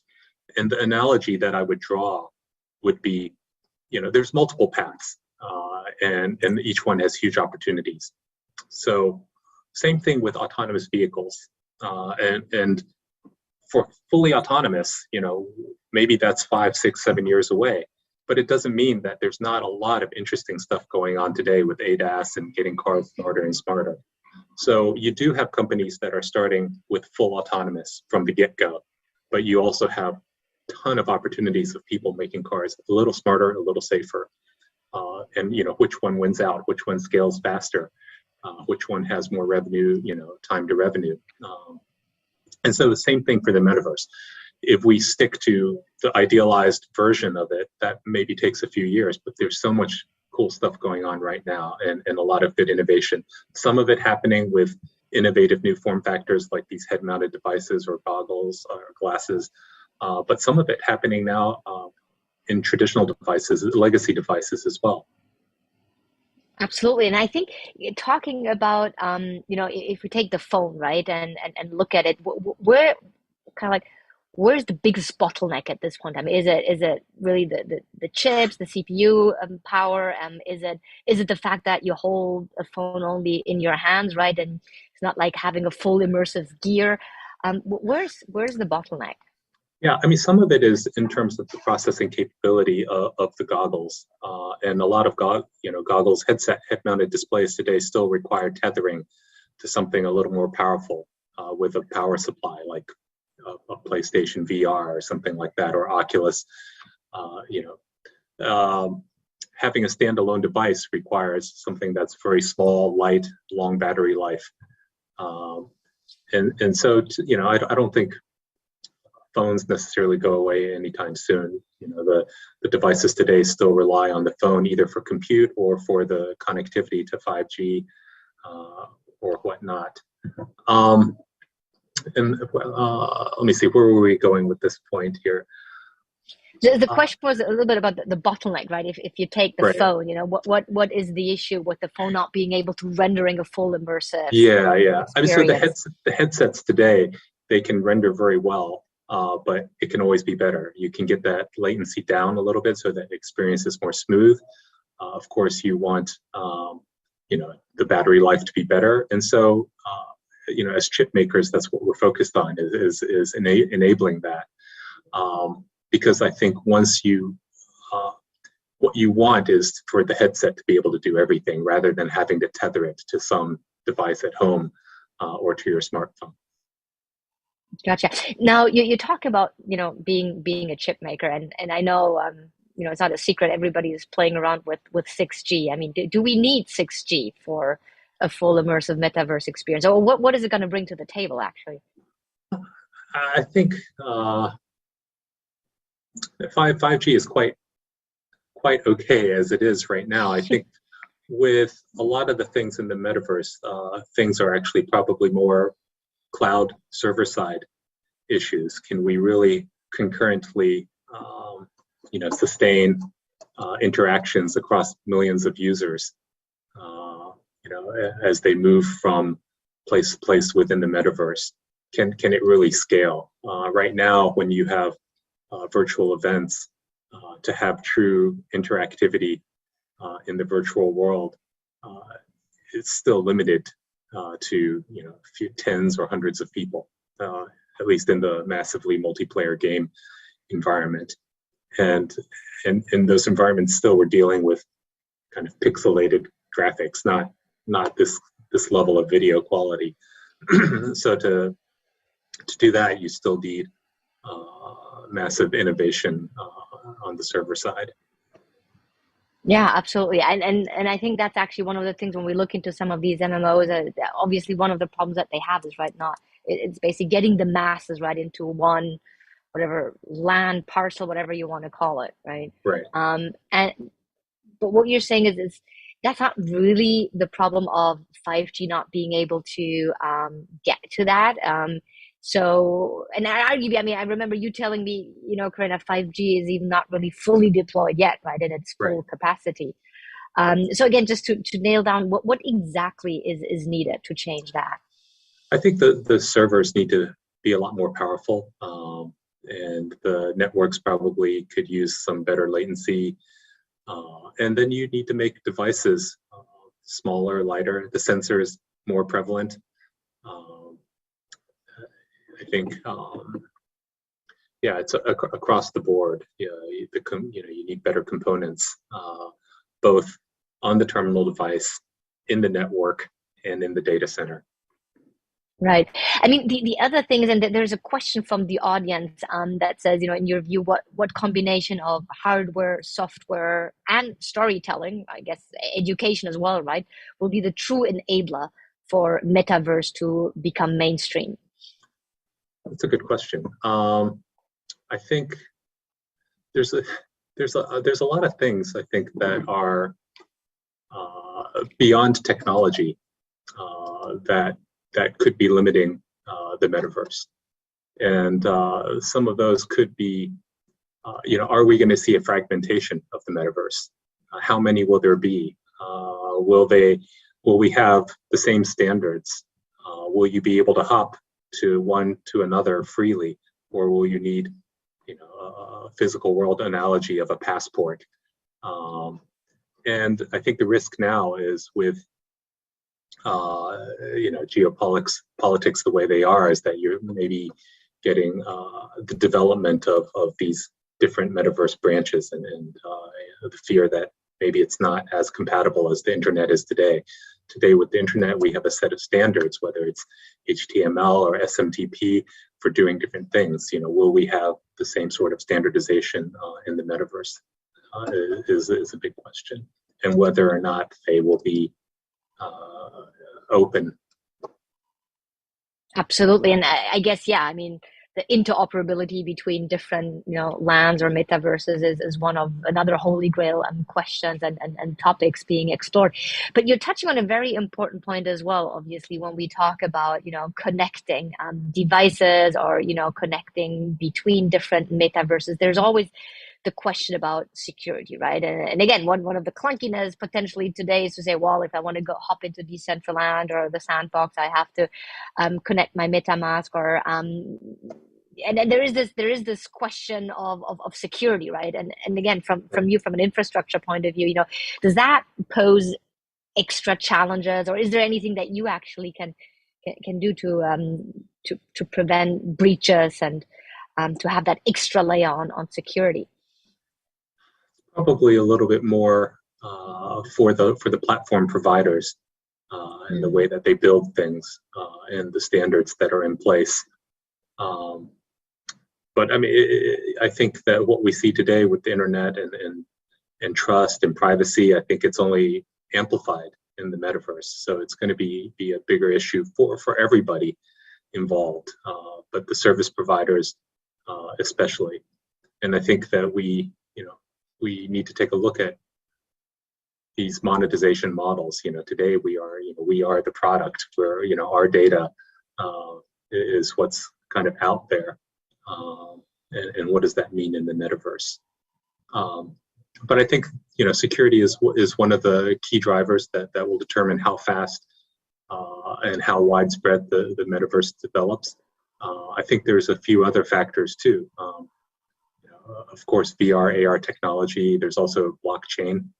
I think that's quite important. There's also low-code platforms. We see these things. These are the things that are like Unity that really enable the creators to build. And what we can learn from the internet analogies is that once these low-code platforms make it easier for people to create, then everything starts taking off much faster. So I'm definitely looking forward, and we see all sorts of players in different parts of the value chain kind of moving into this space as well. This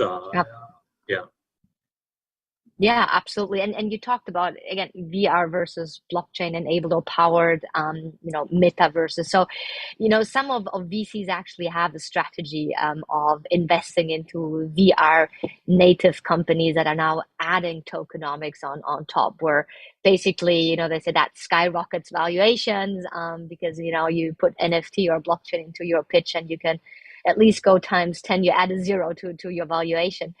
If you would give advice, again, in terms of from an access point of view, what would you be betting on? Is there something crazy like we didn't talk about, you talked about autonomous driving like cars, right? Wouldn't that be the perfect environment because you can feel, touch, you sit in the seat, you have the visual, you could have the audio. Yeah. So if the stock picker question, if you would invest today. Yeah, I think the early days, you are looking at HMD. And the reason is the gaming today is sort of the first step into the metaverse. It's early adopters of virtual technology. It's where communities already exist. You already have creation going on in games like Minecraft and Roblox. They're functioning economies. And there are platforms where people are creating in the metaverse, and they're relatively open, I guess, but they're not quite interoperable. So it's not the full version of the metaverse, but I think we're seeing the precursors to it there. So long story short, I think gaming is the first step because that's the entry into virtual worlds just by the nature of what they are. And so those that are really big into gaming all come coupled with a head-mounted display, and so it's only a few companies doing that right now, doing it well. Yeah. Right, and I'm not sure if you can share some secret tips because arguably the world is listening and we're streaming even in the metaverse. But I don't know, did you had a chance to play around with the new devices from Apple and others coming out? Is there something breakthrough in the? Not today, May. Is there something breakthrough in the pipeline or not really? I've played with them all, and I think I've just been more and more impressed by how immersive it is, and the lag is improving. It's fun also to see all the accessories that come with it, whether it's the haptic things that give you a sense of touch, even some with a sense of smell and heat. So you've got more and greater immersiveness, which is it's fascinating. That's interesting. Didn't think about temperature. That's good. Okay, we'll get it. There's another question actually from the audience, and looking into blockchain as a technology, and again, you from your industry perspective, do you see it as a really fundamental technology changing the infrastructure for way longer to come than arguably Web 2? Some people go all the way to say, Web 2 will be a glitch in the overall landscape, and 100, 200 years back from now, nobody's going to talk about Web 2 anymore. So is Web 3 really that breakthrough technology that is here to stay? Which is a crystal ball question, but again, how are you assessing it from your perspective? Tough question. I think blockchain is vital to the metaverse. That this decentralized blockchain enables this. It breaks down the walls of the walled garden, because it allows this permissionless participation. So I don't need to sign up for an account. And it also enables a portability of your digital identity and assets. And that seems to be sort of fundamental in the metaverse, and it's not possible without blockchain. Absolutely. Fantastic. One last crystal ball question, more in terms of what is your personal assessment in terms of industry going to be very much affected from Web3? So we talked about gaming. 2021 seemed to be the year of NFTs, in particular art NFTs. Now we're evolving into other areas of music, entertainment. What do you think? Who's next? I think it's really changing the way we work as well, and we already see evidence of that with, say, Microsoft Mesh and what they're trying to build into Teams to enable avatar type participation. I would contrast Microsoft with Meta or Facebook. Facebook trying to create a kind of the end state first, whereas Microsoft incrementally building towards it, making things more and more meta, bringing a massive installed base, with them. But I think that enterprise, the opportunities for kind of training, education, and so on is quite huge after gaming. Right. And you mentioned actually in terms of, access point hardware, it's not going to be, it's more going to be evolutive, not like super disruptive. And again, nobody's going to use the phone anymore. No. But similar question, I agree then with big tech and the big Web 2 players. Are they going to play a role in Web 3? Will they be able to transform their approach into Web 3 era? I think they're trying. Everybody is. It's been interesting to see how traditional players are making moves up and down the value chain. Even chip makers are moving into the creator economy and enabling spatial compute. You have hardware players like, say, Samsung and Sony that are also playing on the experience side of things with content. So you have a very complex value chain. I think there's a guy, John Radoff, who kind of describes it best in terms of the different layers of the metaverse, from infrastructure to human interface, spatial compute and whatnot. But if you map the players against this value chain, you'll see, okay, I know where the general players are supposed to play, but then you see them making moves and investments all up and down this chain. And I think it's indicative of different things. One is there's tremendous growth in those areas, but two, nobody really knows where value is going to shift or where control ultimately will lie in this model. So. Fantastic. Thank you. Nobody obviously has the certainty, but we got so many valuable insights to make our own bets. Thank you so much, Han. Always a pleasure to have you at SIS. Thank you. And Thank you. and my cheers to Taipei. All right. Take care. Thank you. Take care. Bye.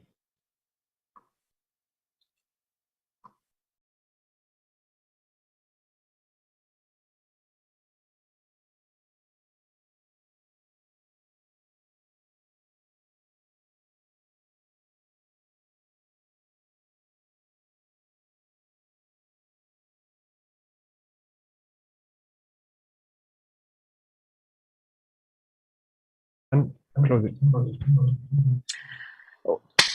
I have to admit that I feels so great to be back on stage at SIS Scale-Up Impact Summit. And this is arguably only the pre-event to SIS 22 in September, once again, core event of the Start Me Up Hong Kong Festival. But we already had an amazing lineup of speakers and scale-ups on showcase today. So there are some quotes that still resonate with me. Data is the natural resource of the metaverse. We are all creators of our data. We should own it and the right to monetize it. Yat Siu, co-founder and chairman of Animoca brands.